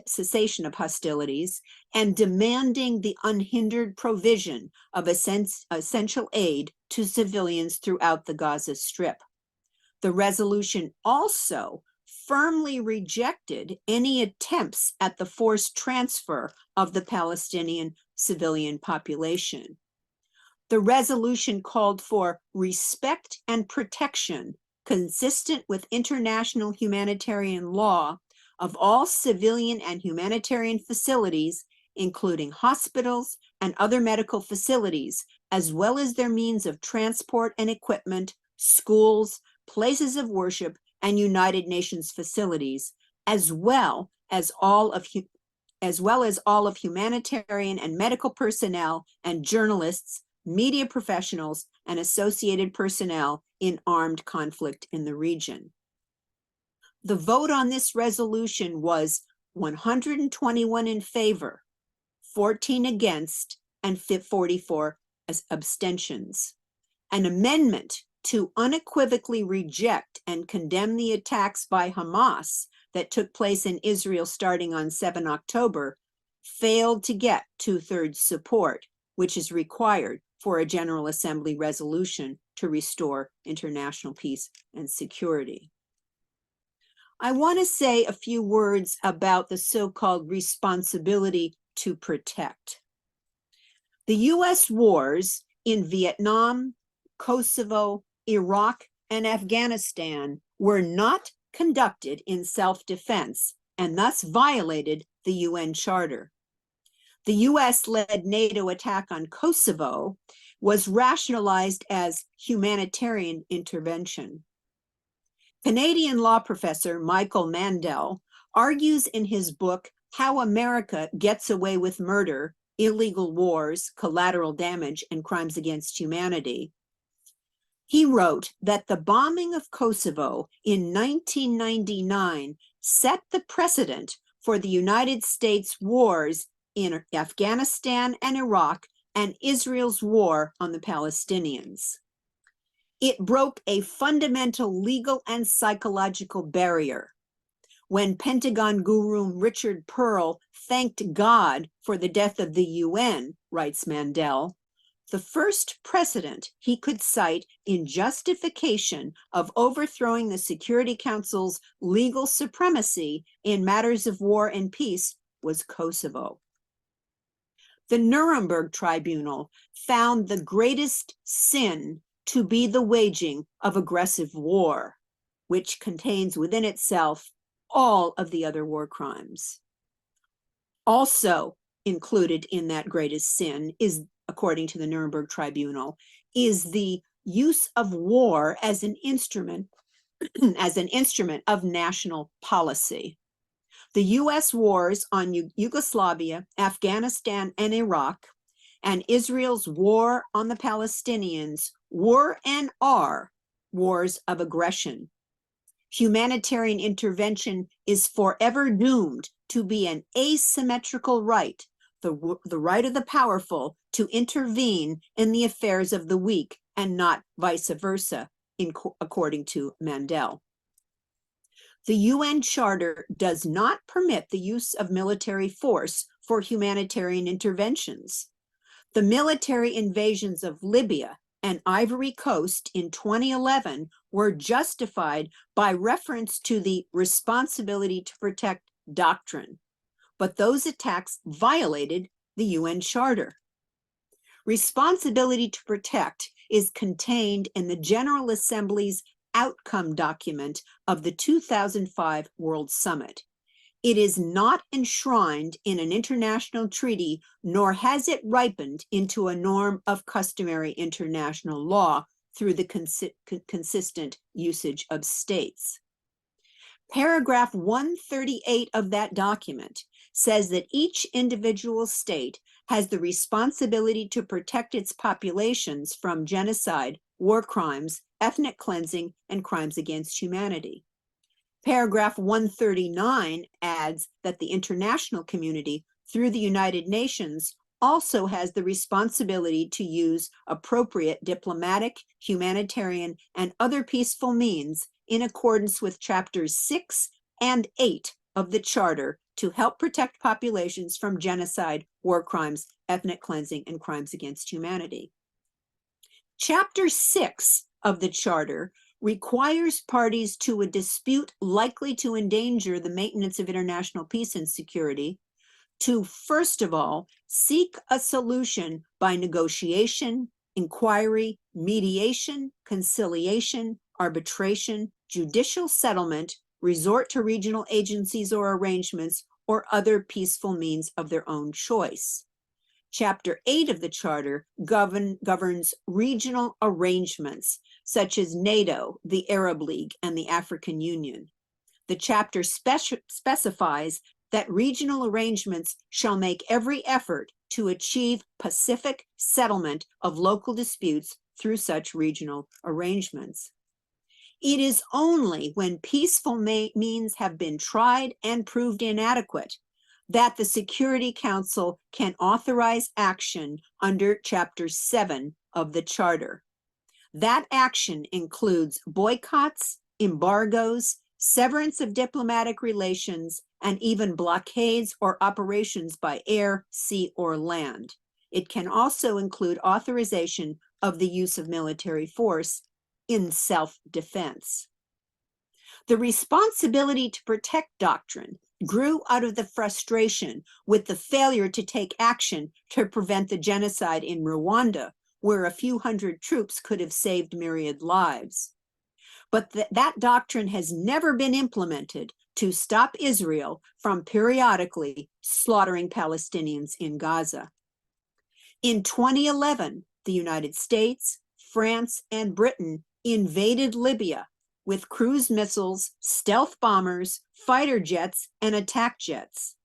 Although NATO took over the military operations, US President Barack Obama bombed Libya with Hellfire missiles from unmanned Predator drones. This military campaign was ostensibly launched to enforce UN Security Council Resolution 1973 in order to protect civilians in Libya. But Resolution 1973 began with the call for the immediate establishment of a ceasefire. It reiterated the responsibility of the Libyan authorities to protect the Libyan population and reaffirmed that parties to armed conflicts bear the primary responsibility to take all feasible steps to ensure the protection of civilians. The resolution authorizes UN member states to take all necessary measures to protect civilians and civilian-populated areas of Libya. But instead of pursuing an immediate ceasefire, immediate military action was taken instead. That military force exceeded the bounds of the all necessary measures authorization. All necessary measures should first have been peaceful measures to settle the conflict. Yet peaceful means were not exhausted before the military invasion began. A high-level international team with representatives from the Arab League, the African Union, and the UN Secretary General should have been dispatched to Tripoli to attempt to negotiate a real ceasefire and set up a mechanism for elections and for protecting civilians. Moreover, after the passage of the resolution, Libya immediately offered to accept international monitors and Libyan leader Muammar Gaddafi offered to step down and leave Libya. Those offers were immediately rejected by the opposition. Although Resolution 1973 didn't authorize forcible regime change, which does violate international law in and of itself, Gaddafi was brutally murdered and a new government installed in Libya.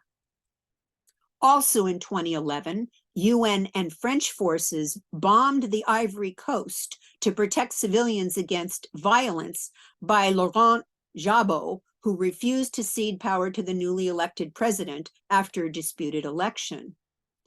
UN Secretary General Ban Ki-moon insisted that the United States was not a party to the conflict. France, the former colonial ruler of Ivory Coast, had over 1,500 troops stationed there. And by the way, Ivory Coast was the world's second largest coffee grower and biggest producer of cocoa. The bombing of Ivory Coast was undertaken to enforce Security Council Resolution 1975 to protect civilians there.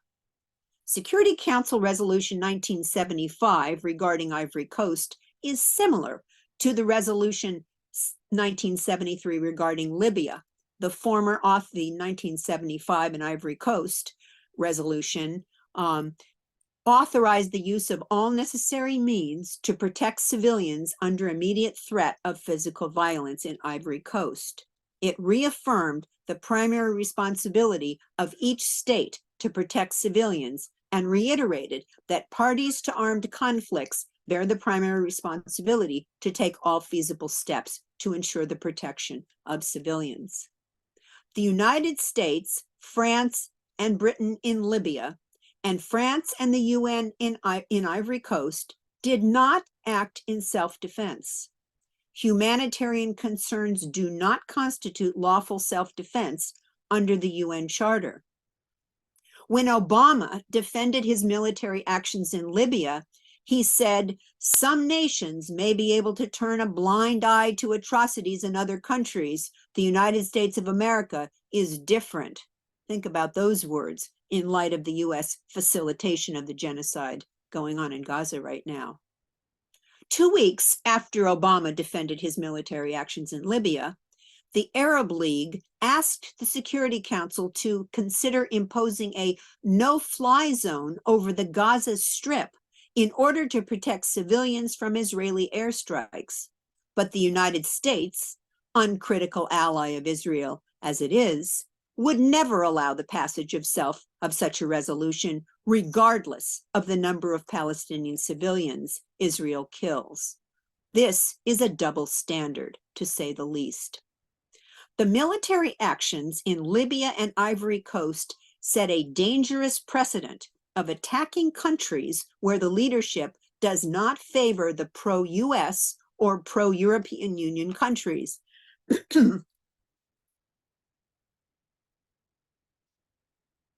What will prevent the United States from stage managing some protests, magnifying them in the corporate media as mass actions, and then bombing or attacking Venezuela, Cuba, Iran, or North Korea? Recall that during the George W. Bush administration, Washington leveled baseless allegations of weapons of mass destruction to justify its illegal invasion of Iraq. During a discussion of the responsibility to protect in the General Assembly on July 23, 2009, the Cuban government raised some provocative questions. This is what the Cubans asked. Who is to decide if there is an urgent need for intervention in a given state? According to what criteria, in what framework, and on the basis of what conditions?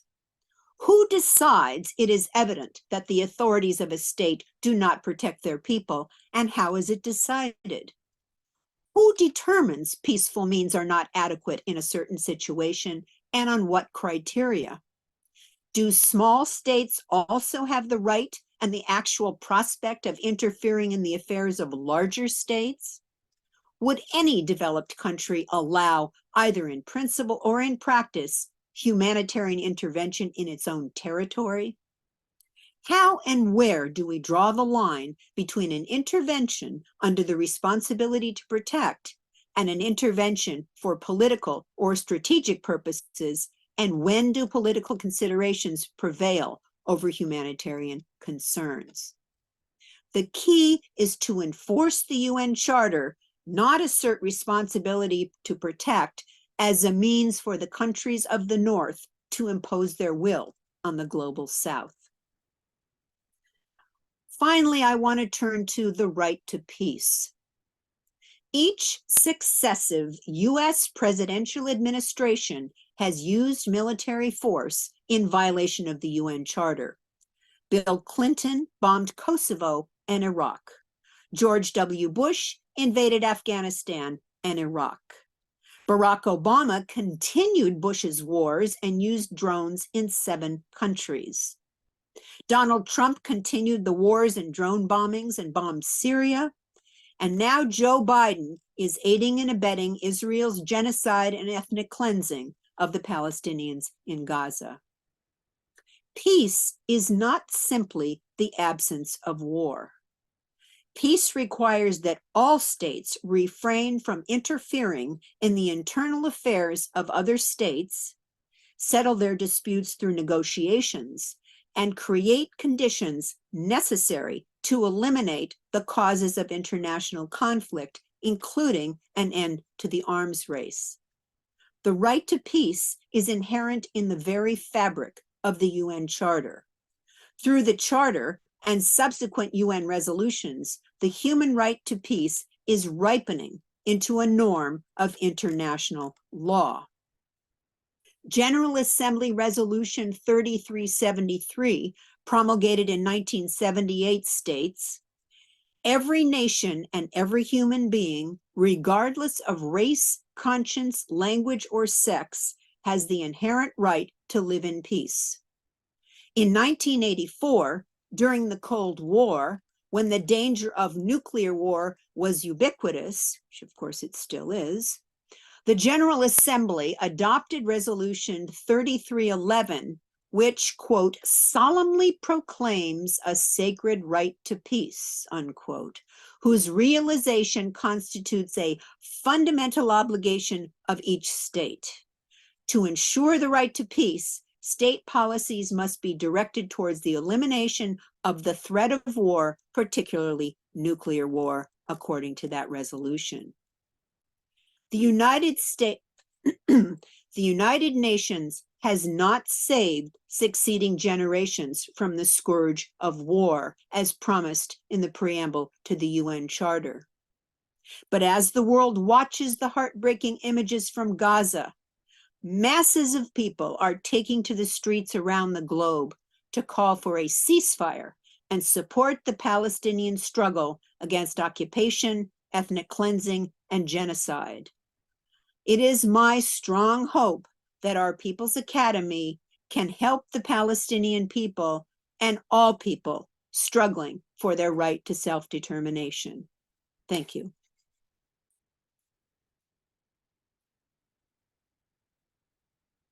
Okay. Now, we will turn to the next phase of our program, which is the discussion portion. Before we open it up to questions from the registrants and that can be fielded by the panelists, by the faculty members, I would like to, for a little while anyway, open up the discussion between the faculty members to comment on each other's presentations, and then we'll open it up to all of the registrants. So Phyllis and Jeannie, take it away. Well, I'll mention one thing in your magisterial report, Margie. That was an extraordinary outlining of the history of how international law has been used and abused. There was one thing that you left out, which is on the question of the right of an occupied population to use military force, which is in international law now passed by the General Assembly.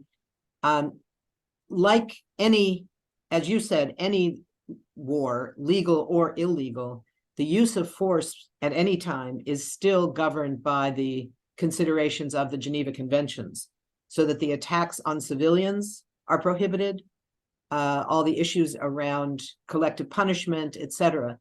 In that context, I think we do have to say that the October 7th attack in Israel by Hamas, to the extent that it targeted civilians, which was not the entire attack, but seemed to have been the majority of it, was a violation, was illegal. And that doesn't give Israel the right to respond with genocidal war. It does not give it the right to respond with collective punishment, with the failure to distinguish, et cetera, but it doesn't make it legal. The fact that there is a right to use armed struggle does not include the right to attack civilians. So we just need to be clear about that. Obviously, that's one of the big political issues that is framing much of the public debate. So to the degree that we want to, and I hope that we do, use international law in this battle over narrative, it is important that we acknowledge that as well. I agree with you, Phyllis, and I actually did mention that, but you probably missed it. I didn't spend a lot of time on it. I said, whereas the Palestinians as an occupied people have the right to resist, which is the use of force in the first place, they Right. have to abide by international humanitarian law, and that Hamas's targeting of civilians on October 7th and the taking of hostages both constitute war crimes. I did say that, but I think Okay. it I'm probably sorry, I got missed it. lost in the rest of it. But thank you for highlighting that. Right, I would like to follow up a little bit, Marjorie, because I think that you mentioned the issue of reprisal being illegal under the charter. And the reason it's illegal under the charter is because there is a requirement that everything get reported to the Security Council, and the Security Council is supposed to take action, not the party that was attacked. And so the fact that it's really been part of the discourse, not just as self-defense, that Israel is claiming the right to defend itself, but that it actually has the right to do this reprisal, is a complete violation of the charter. And it's one of the things that I think we need to be emphasizing, in addition to the lack of legally recognized Article 51 self-defense. I do think that one of the main reasons why we are doing this is that everything that Marjorie said, everything that Phyllis said, everything that I tried to say in the beginning of with the history, is to give people the tools to be able to counter the discourse that is now out in the public, as if, oh yes, we have a right to defend ourselves. I mean, even under self-defense, I mean, you know that if somebody attacks you, you can't go home, get your gun, kill them, and then kill their family. That's not legal self-defense, but that's what's going on. So, I think this is there, that we, as part of this, as part of our efforts here, we want to arm citizens, not just in the streets, but with the legal tools to be able to take what Marjorie wrote and said to the people, and put it in and change the discourse. The ideal, mainly Marjorie wrote it, but wrote a letter to the ICC prosecutor to try to get the ICC prosecutor to open up an investigation, and actually was hopefully preventive investigation into the Netanyahu and Israeli government's approach to October 7th and reaction. So I did want to make those points. And, also IADL has on its website a white paper on cast lead, which I authored in 2008, 2009, a lot of which is part of, much of which is articulated and expanded upon in Marjorie's piece, which I think was excellent. Thank Just you have for that. one. Oh, sorry. Yeah, I just want to follow up on what Jeannie said Me too. about the International Criminal Court. Over 2.5 years ago, the International Criminal Court did actually open a formal investigation into what they call the situation in Palestine, to investigate alleged war crimes and crimes against humanity against Israel and also against Palestinian forces as well. But it's been dragging its feet and under pressure from the United States. Under the Trump administration, they imposed sanctions on personnel of the court, the chief prosecutor, and although those specific sanctions haven't been continued by the Biden administration has made it very clear that the ICC is not to investigate leaders of the U.S. for war crimes in Afghanistan, which was also an open investigation, or Israeli leaders. And so the ICC prosecutor, there is a precedent for the ICC prosecutor issuing, not just mounting an investigation and bringing criminal charges for war crimes, genocide, and crimes against humanity, and aiders and abettors in criminal court, but also the prosecutor to issue preventative statements. And what the IADL did in the letter that we sent to the ICC prosecutor was to encourage them to expedite the investigation into the Palestine situation, and also to issue a preventative statement warning Israel that its ground assault now and its bombing and all of the other aggression that it is engaging in is genocide. It amounts to genocide, and warning them that it should cease and desist. Now, the ICC prosecutor did issue a formal statement.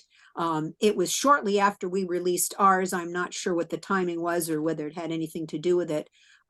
But we also asked the prosecutor to urge Israel to allow the provision of humanitarian aid into Gaza. So the statement of the ICC prosecutor was strong in some ways and did focus on the provision of humanitarian aid, but did not talk about genocide and did not urge Israel to stop its ethnic cleansing in Gaza. One point also on this question of how these things take shape and in what order. If we look back at the post 9/11 period, which clearly the Israelis are relying on for their model here, that they can now claim it, that this is their 9/11 and therefore they can go to war because the US did, despite the fact that the US war was completely illegal. There's in Article 51, which is the self-defense article, self-defense isn't absolute and it's not forever, and there's limitations to self-defense. And one of them is until, the word until. So a country has the right of immediate self-defense until the Security Council can meet. So in the case of 9/11, the Security Council met 3 days after the attack, 4 days, I guess it was, after the attacks, right? One could argue that there would have been a legitimate use of military force by the US to shoot down one of the planes that had been hijacked and was about to attack the World Trade Center. It would have been horrific, a plane load of civilians, but that would have been a legal use of self-defense under the Charter. The Security Council met and passed the resolution that I mentioned that was drafted by the United States under Chapter 6, which did not call for the use of military force. To then say that 2 weeks later we're going to go to war, completely ignoring what the decision had been of the Security Council, really goes to this question of disdain for the entire United Nations system and for international law as a whole, because you're saying, well, we'll go through the motions of convening a Security Council resolution, a Security Council meeting, we'll draft the resolution, we'll get unanimous support for it. It will call for 5 things that do not include military force, and then say, but we don't care. What we're going to do is military force.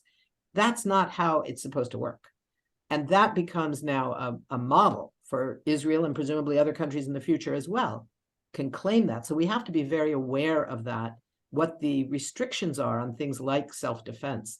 When we hear Israel has the right of self-defense, well, it might have some rights of self-defense. This isn't one of them. The right to go to war against an entire population is not part of Article 51's guarantee of the right of self-defense. So that's kind of what we're looking at here.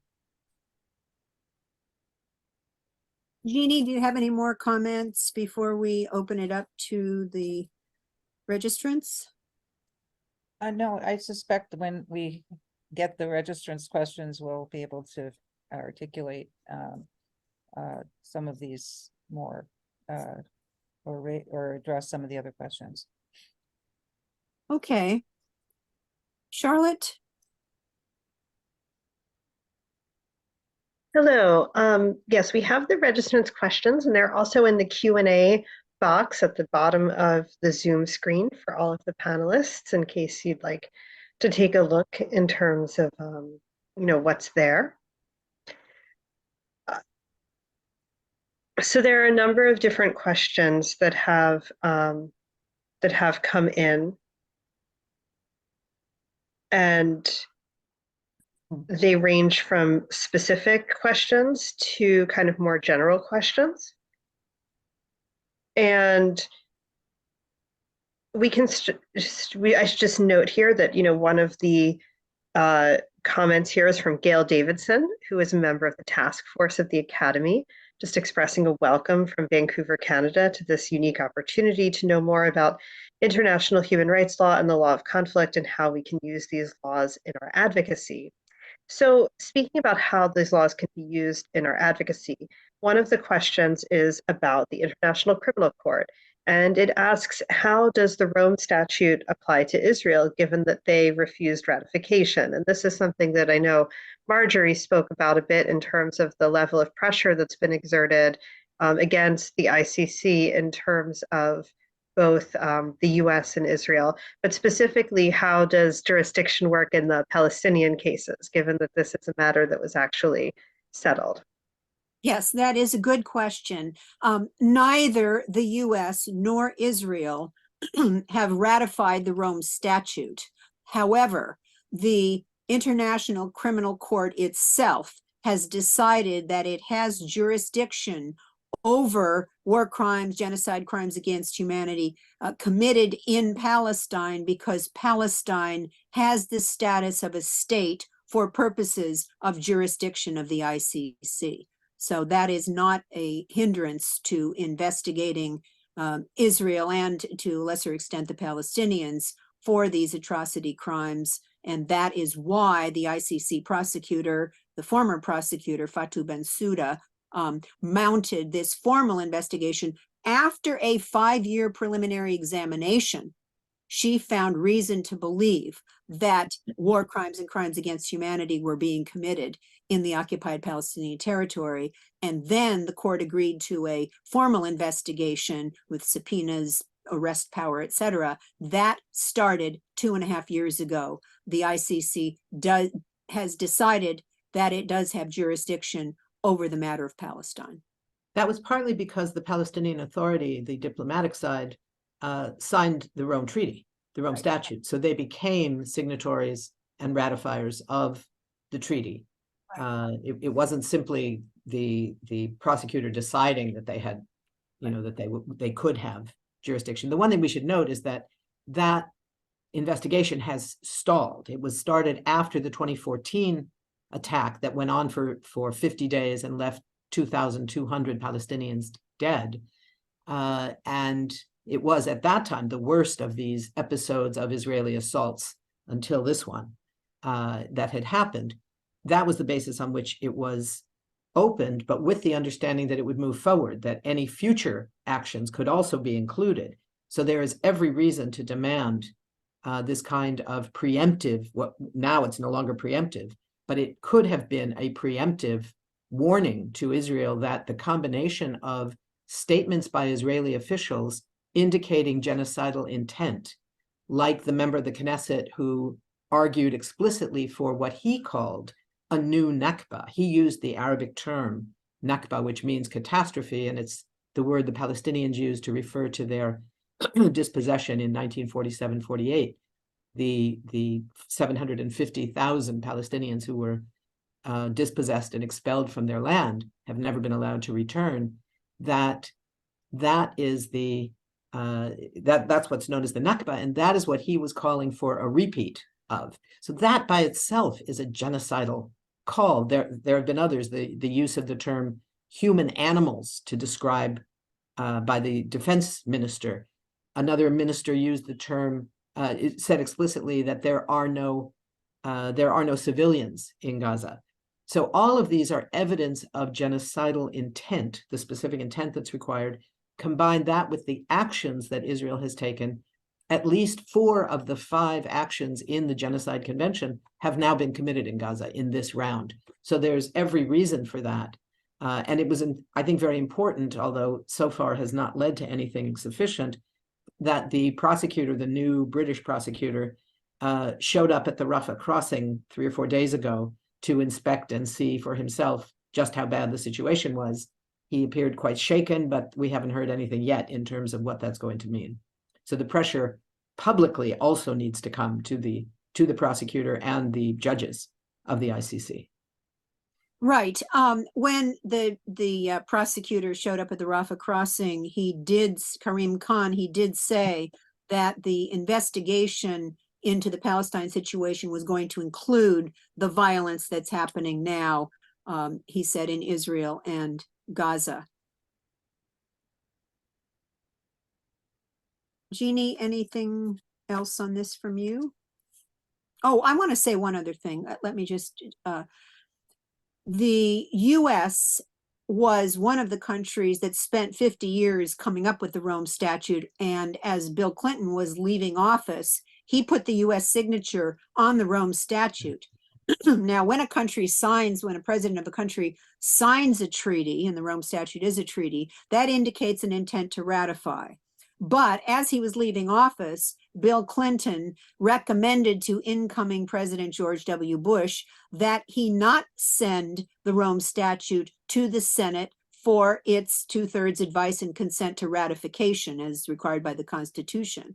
Well, not only did Bush not send the Rome Statute to the Senate for advice and consent to ratification, in an unprecedented move, the Bush administration, through the infamous John Bolton, removed the US signature from the Rome Statute. And the US has done everything it can since then to undermine the International Criminal Court.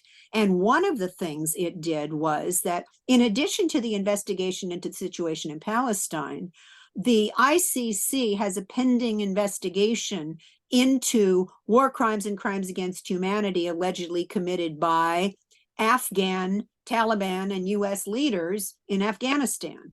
Well, after Karim Khan became the chief prosecutor, and I think there's no doubt that US pressure was brought to bear, he removed US leaders from the investigation of war crimes and crimes against humanity in Afghanistan, citing something like, oh, we don't have the resources or whatever. So now the ICC is only investigating Afghan and Taliban officials and personnel, not US leaders. This is, of course, after the US passed something called or at least introduced something called the Invade the Hague law, which was a law in the United States that would make it illegal for any country, that the US would determine that it was illegal for any country to turn over any US official, military or political, to the jurisdiction of the ICC in The Hague, and that any country that did so, which is, of course, an obligation of the Rome Treaty, any signatory to the Rome Treaty is obligated to arrest anyone for whom there is an outstanding warrant by the ICC, that anyone who did that Any country who did that would immediately be cut off of any US aid, and that its leaders would be subject to US arrest. So that didn't actually pass ultimately, but it was the subject of a great deal of debate and discussion in the US at the time. Thank you for that. Some of the other questions that have come in kind of also build on the conversation that you were just having, and we can get to some of the other ones in a minute. But some of them are pointing to, the fact that there's a lot of critique put out regarding how occupied and colonized people resist their colonization and occupation, but that there doesn't seem to be much of a path by depending on institutions to achieve some kind of justice or liberation. And so, one of the questions is asking if the US, as we're describing, has so much influence over the ICC and so much power to kind of direct the directions of its interventions and its investigations, is there any hope that any of the Americans or Israelis responsible for this will ever be accountable for their war crimes in an international court? And if there is, what are the next steps that the ICJ, the ICC, or the UN General Assembly should take? Oh, I'll take a stab at that unless you want, Phyllis, did you want to take that? No, go ahead. I'll come in after you. Okay. Just one, that's a good question. One clarification is that the ICJ is the International Court of Justice, the legal arm of the UN system, and that is not a criminal tribunal. The ICJ, or known as the World Court, resolves disputes between states.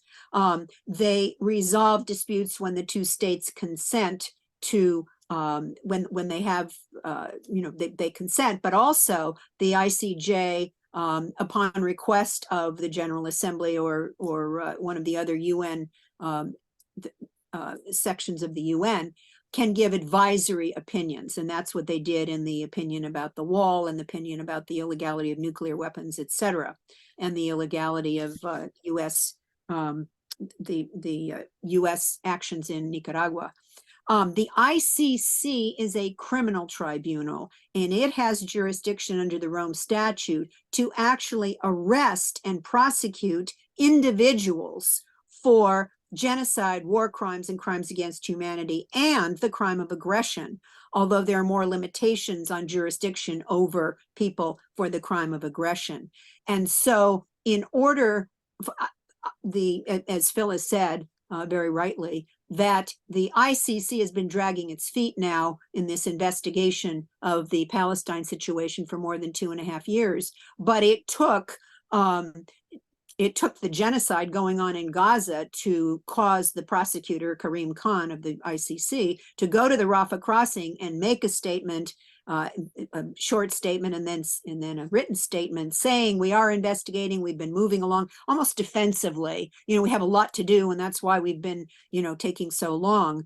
But I don't think that there's any doubt that what Israel is doing has gotten the attention of the prosecutor of the ICC, and people are in the streets all over the world, in the streets protesting the genocide in Gaza, and that also will not escape the attention of the ICC prosecutor. This is similar to what I was going to say, this last point. It would be a mistake, I think, for any movement for liberation, any social movement for human rights, to depend on any international institution of governments.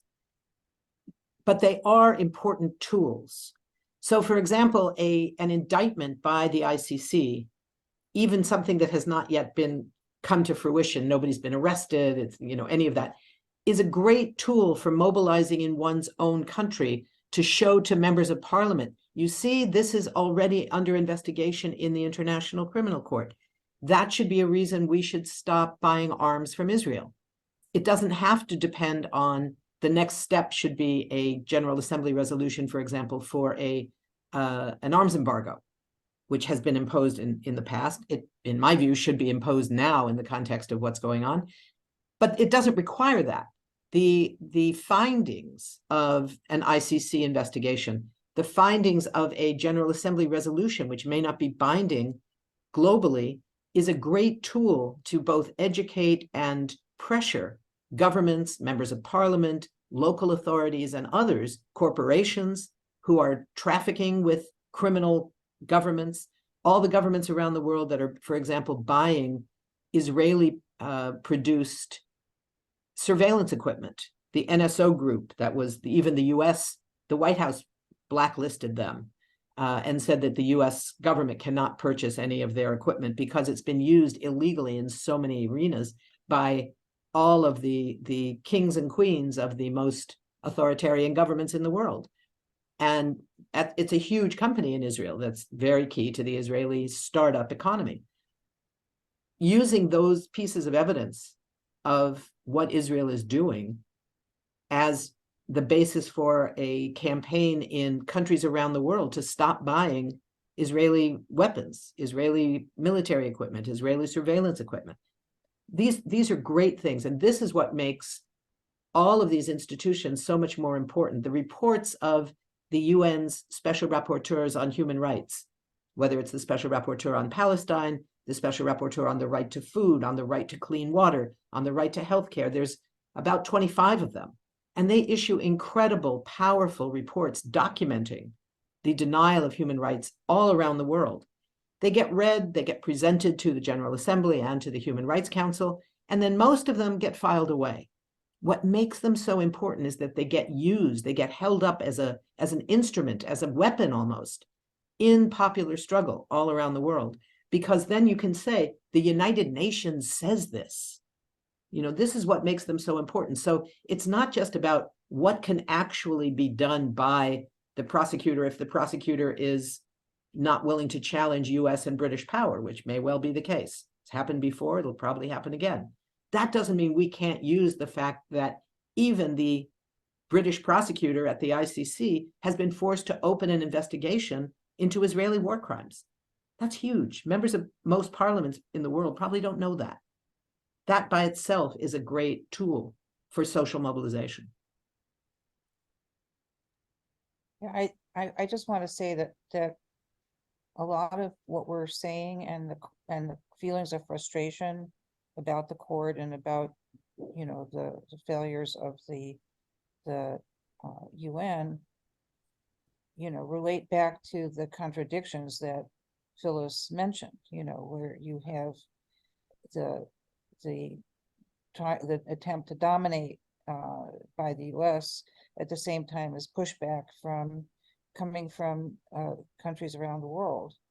You know, the fact that there was that vote in the General Assembly that was overwhelming to try to stop the carnage, I think is a very, you know, it isolated the US a lot. Now they don't mind it, and, you know, normally, but I think in this situation, they're, you know, Israel isn't listening to some extent to the US now. They're like saying, you know, we're going to do what we want. We protected you with respect to Iraq and Afghanistan forever. And now we're going to do what we want. So I just have, I think that we need to use all the contradictions to our advantage. I think that's what I'm saying, where we have openings, but as Phyllis said, to hold up things that are positive and that are useful to making the points that we need to make and to the people. One other thing that I think bears mention, and it's not an international institution, but it's I guess you would classify it in the realm of people power, and that is the boycott, divestment, and sanctions movement, which is a non-violent initiative from Palestinian civil society starting in 2005 to boycott products made in Israel and the occupied territories by Israel, and divest from investments in the Israeli economy and issue sanctions. And this has had a tremendous impact on the economy in Israel, so much so that when Netanyahu was in the US a few years ago, he said that the two existential threats facing Israel were Iran and boycott, divestment, and sanctions, the BDS movement. But instead of using this big nonviolent movement to engage in negotiations and settlement and real peace talks, Israel has pressured the U.S. government, and many U.S. states have outlawed boycott, divestment, and sanctions. A boycott, which is the quintessentially protected by the First Amendment, and which has great roots in both the South African struggle against apartheid and the U.S. civil rights movement. So I think we should not underestimate the power of this BDS movement. I strongly urge people to get involved. Just Google bds.org, and I think you'll find out what the products are to be boycotted. And this is nonviolent, but that's anyway. I wanted to mention that.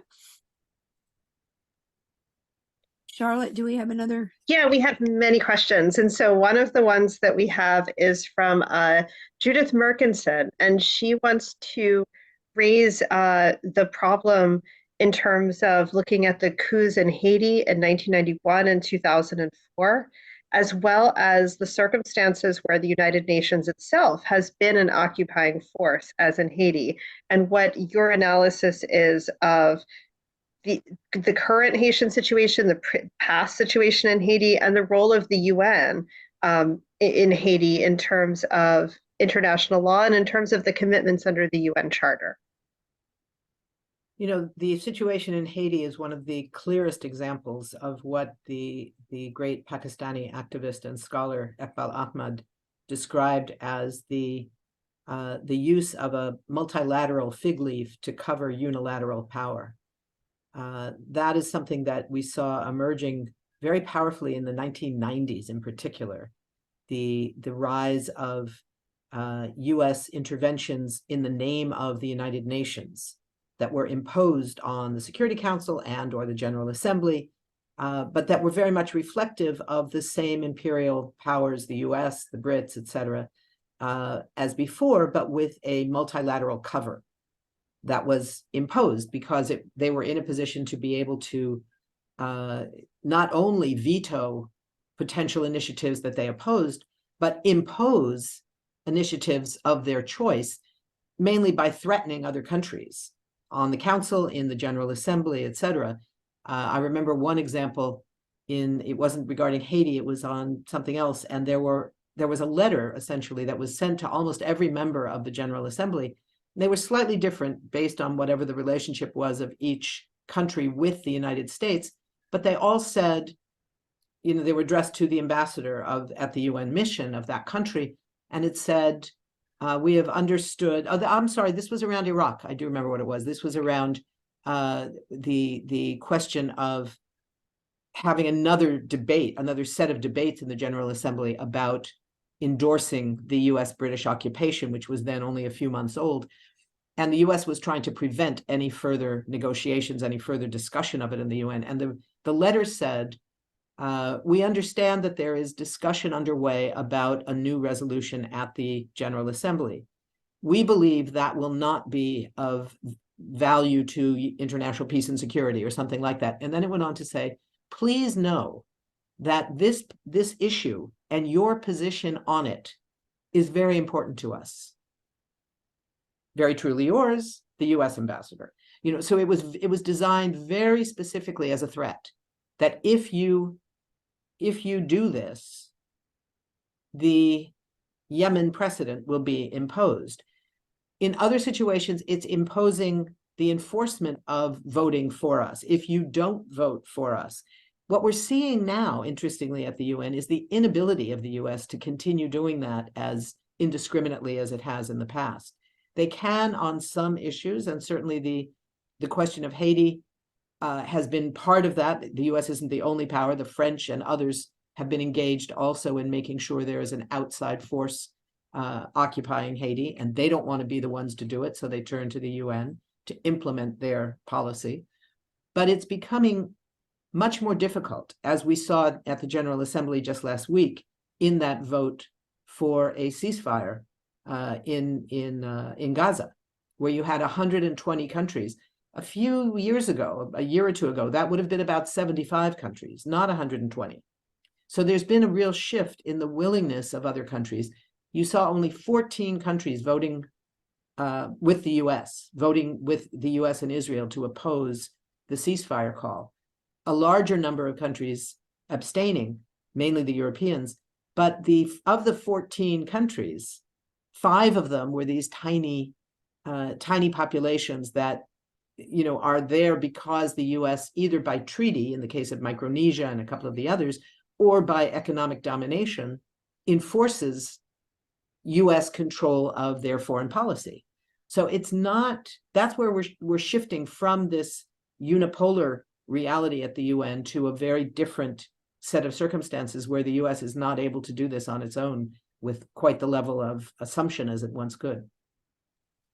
Just one little clarification. Thanks, Phyllis. And that is for people who are curious, the countries voting against the General Assembly resolution, besides the US and Israel, of course, Austria, Croatia, the Czech Republic, Fiji, Guatemala, Hungary, Marshall Islands, Micronesia, Nauru, Papua New Guinea, Paraguay, and Tonga.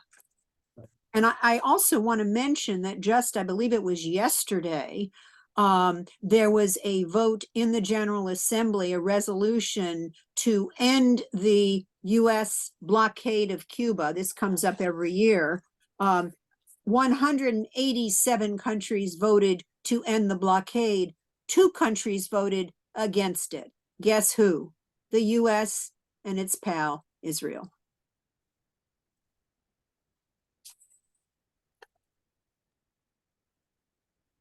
Thank you, Marjorie and Phyllis, for your answer to this question. I just want to let people know that there are over 30 questions. So if you don't hear your question read, it's not because it's been erased or we're ignoring it. It's just because there are a lot of questions that have come in throughout the course of the session. And we encourage people to come back for future sessions, including the next course, which will be announced shortly, where actually we're going to be talking more about these same topics regarding the UN Charter, but just in terms of application and how it can be used. And Marjorie will announce more about that as well.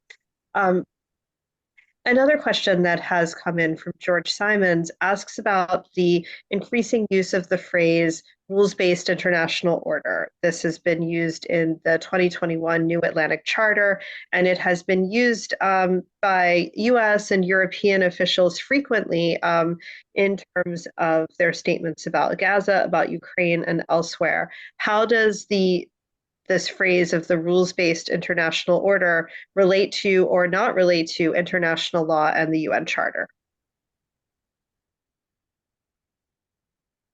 Yeah, this was what I raised earlier. This notion, it's taken off in the last 4 or 5 years, I guess. It's a very new, it's not a new concept particularly, but it's new as a description of what used to be called the international community, except that the international community is very divided. And it's sometimes used to describe the Western powers, the global North, are described as the international community, eliminating the role of the vast majority of human beings in the world who are not part of that version of an international community. But it's this notion of, as I see it from here, it is the laws and rules that are determined by the United States and its allies are the rules-based order. And countries that violate those rules, that have a government of a different kind that the US doesn't like, that challenge the US economy on one thing or another, or more all-sidedly as China is doing these days, that anything like that can be defined as being outside the, quote, rules-based order.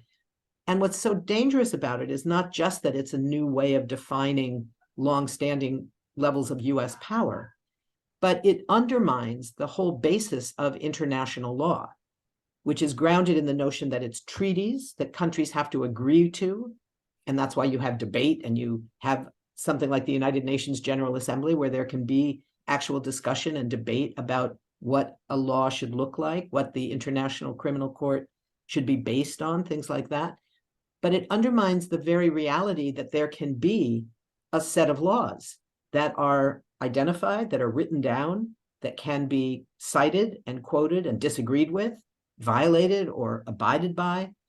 Instead, it's simply an assertion of that there is a rules-based order, and we know what those rules are. And they are what we say they are. And no one else has any say in it. So it's a very dangerous narrative shift that's underway that I find very, very disturbing, even though it's not anything that exists legally. It's having enormous impact these days to describe what is within and without, what is within and outside civilization. That's really the implication of it. There's a North-South divide, there's a racist divide to it, there's all kinds of ways it gets used to determine who is in power and who is not. And it simply can't be challenged because there's no identification of what are those rules that this rules-based order is ostensibly relying on. Yeah, I agree with Phyllis. When I first heard the term, which was several years ago, being used, I think I saw it in a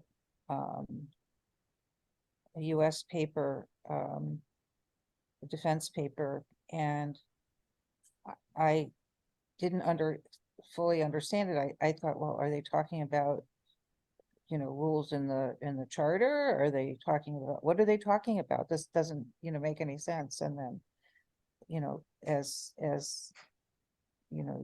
Phyllis explained it, I think this is really something that is, those who make the rules are want the order, and that's northern, as Phyllis described. I mean, I started using the term charter-based order being better or different, but I don't know that that's very specific either.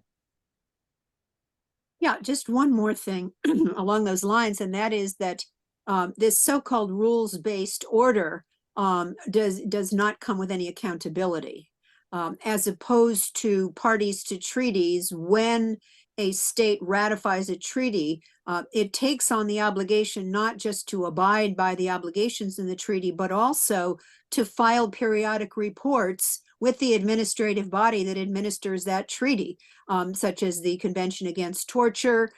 There is a committee against torture, and the International Convention on the Elimination of All Forms of Racial Discrimination. There is the Committee Against Racial Discrimination. And so every year, every party to the treaties that have been ratified has a duty to report its progress or lack thereof under the treaty. And those become public, and there are shadow reports done by NGOs and other, people's movements and organizations. The United States, to read the United States reports on its obligations under the Race Convention, the Convention Against Torture, and the International Covenant on Civil and Political Rights, which are the three main human rights treaties the U.S. has ratified, not the Convention on the Rights of the Child, not the Convention to Protect the Rights of Women, not the International Covenant on Economic, Social, and Cultural Rights, but those three human rights treaties. To read the U.S. reports, you'd think,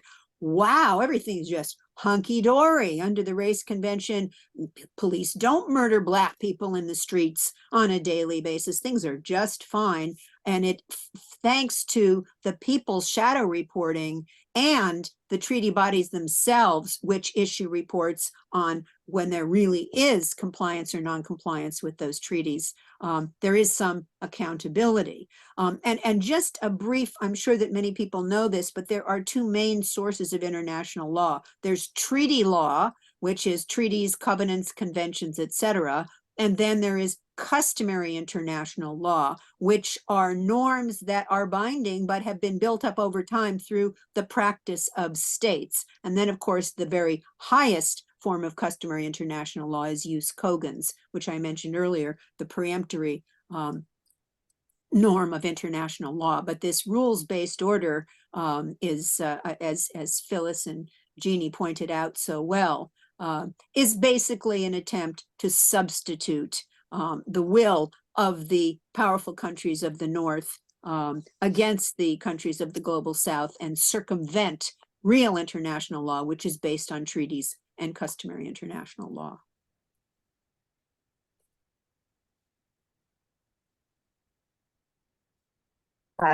Given that there are 10 minutes left, I'm wondering if I should just read out a few questions and then go to each of you, and you can kind of comment on whichever ones that you would like to address, whatever points you'd like to address, or any other final comments you'd like to make, given that there are 3 speakers, and even just with 3 minutes of comments, that'll put us at the end of our 3-hour session.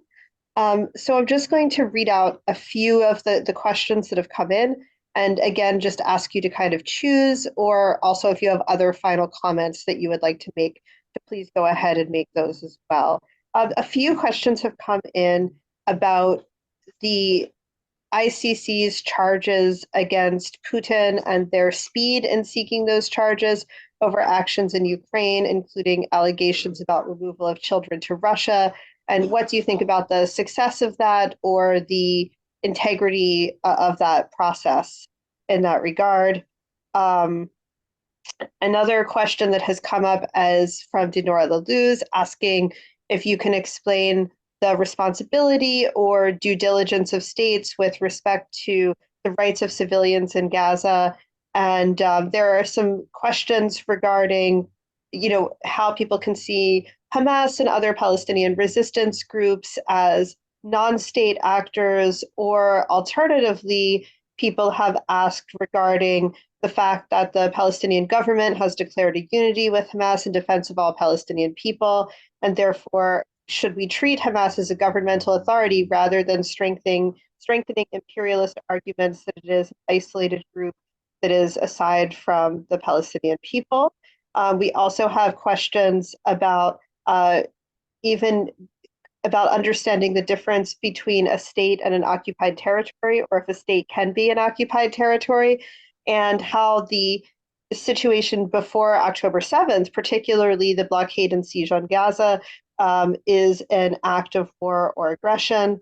And finally, I'll just turn to this question that was asked several times, which is, how do you maintain hope in the power and potential of the UN Charter, given the contexts that we have and the current situation and the ongoing genocide that we have been discussing today?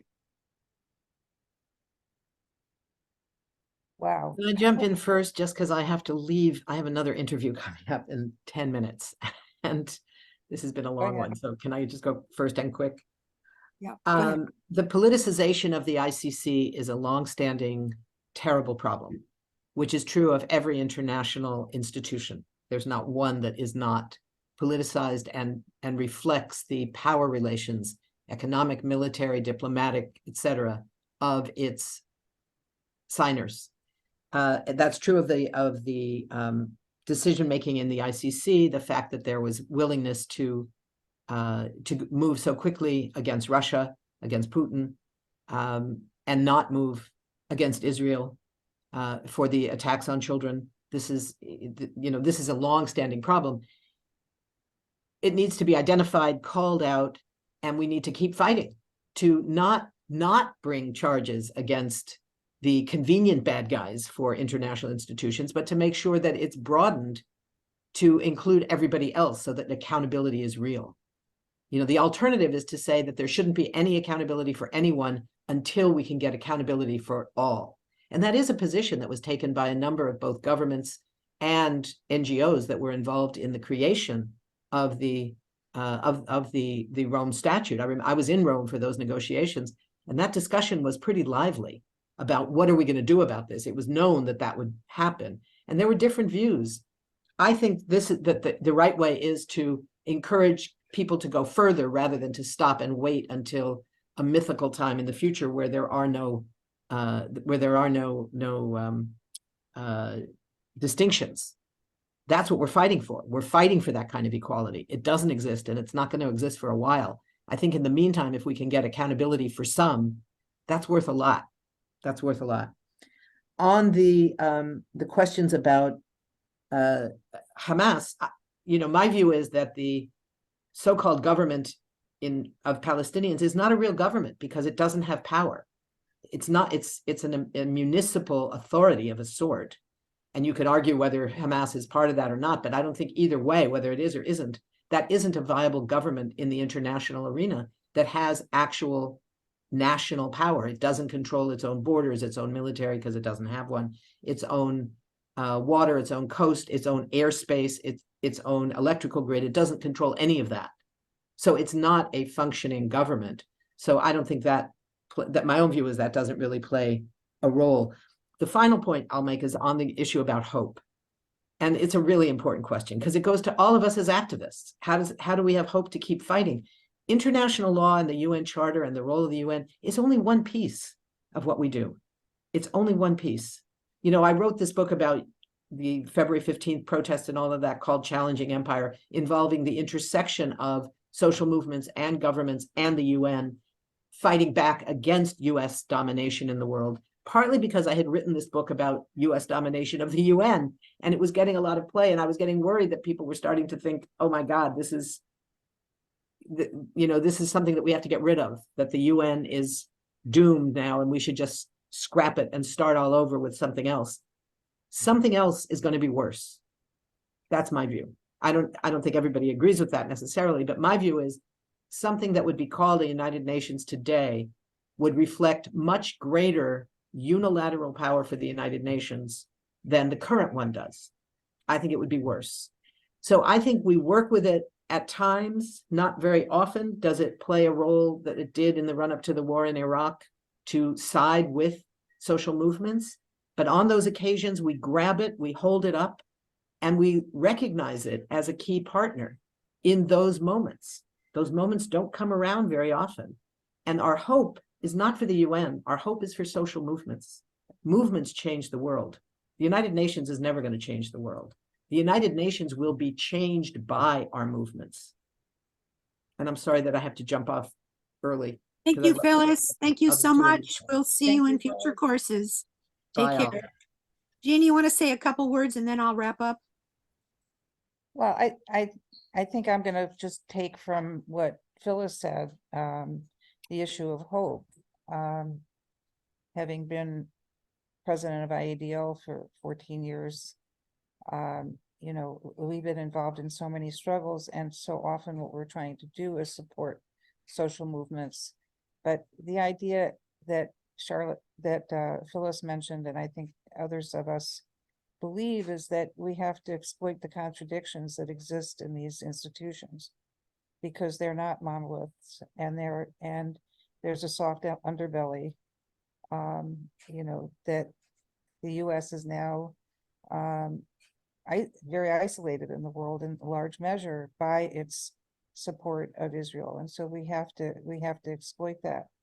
I think anybody who has practiced law on behalf of exploited people know that we're always running an uphill battle in the courts, and we have to at least take our knowledge and our way to try to turn arguments around to support progressive outcomes that we're seeking for the people of the world. And so, I mean, I relate to the issue of the question of hope in that regard, that you can't give it up, you can't give up. And the whole idea of this academy is to say, give people more tools to fight back with, and that's one way to support social movements. Thank you, Jeannie. And on the issue of hope, when I see coming across my feed on a daily basis, hundreds of thousands of people in the streets all over the world protesting Israel's genocide and ethnic cleansing, that gives me hope. And I've heard so many times, well, you know, the law doesn't really work, and the ICC doesn't work, and the UN doesn't work. But I remember a phrase that we used to use in the 60s during the anti-war movement, and that is one struggle, many fronts. Right. And the Palestinians, the Palestinian Center for Human Rights and other Palestinian groups, they use the ICC. even though it's an uphill battle. And so we need to use all the tools at our disposal to support those hundreds of thousands of people who are in the streets, and also the people who are being oppressed all over the world, most notably right now, the Palestinians in Gaza. So I want to thank you all for coming. We're very, very happy to have inaugurated the People's Academy of International Law with the first part of Course 1 on the UN Charter.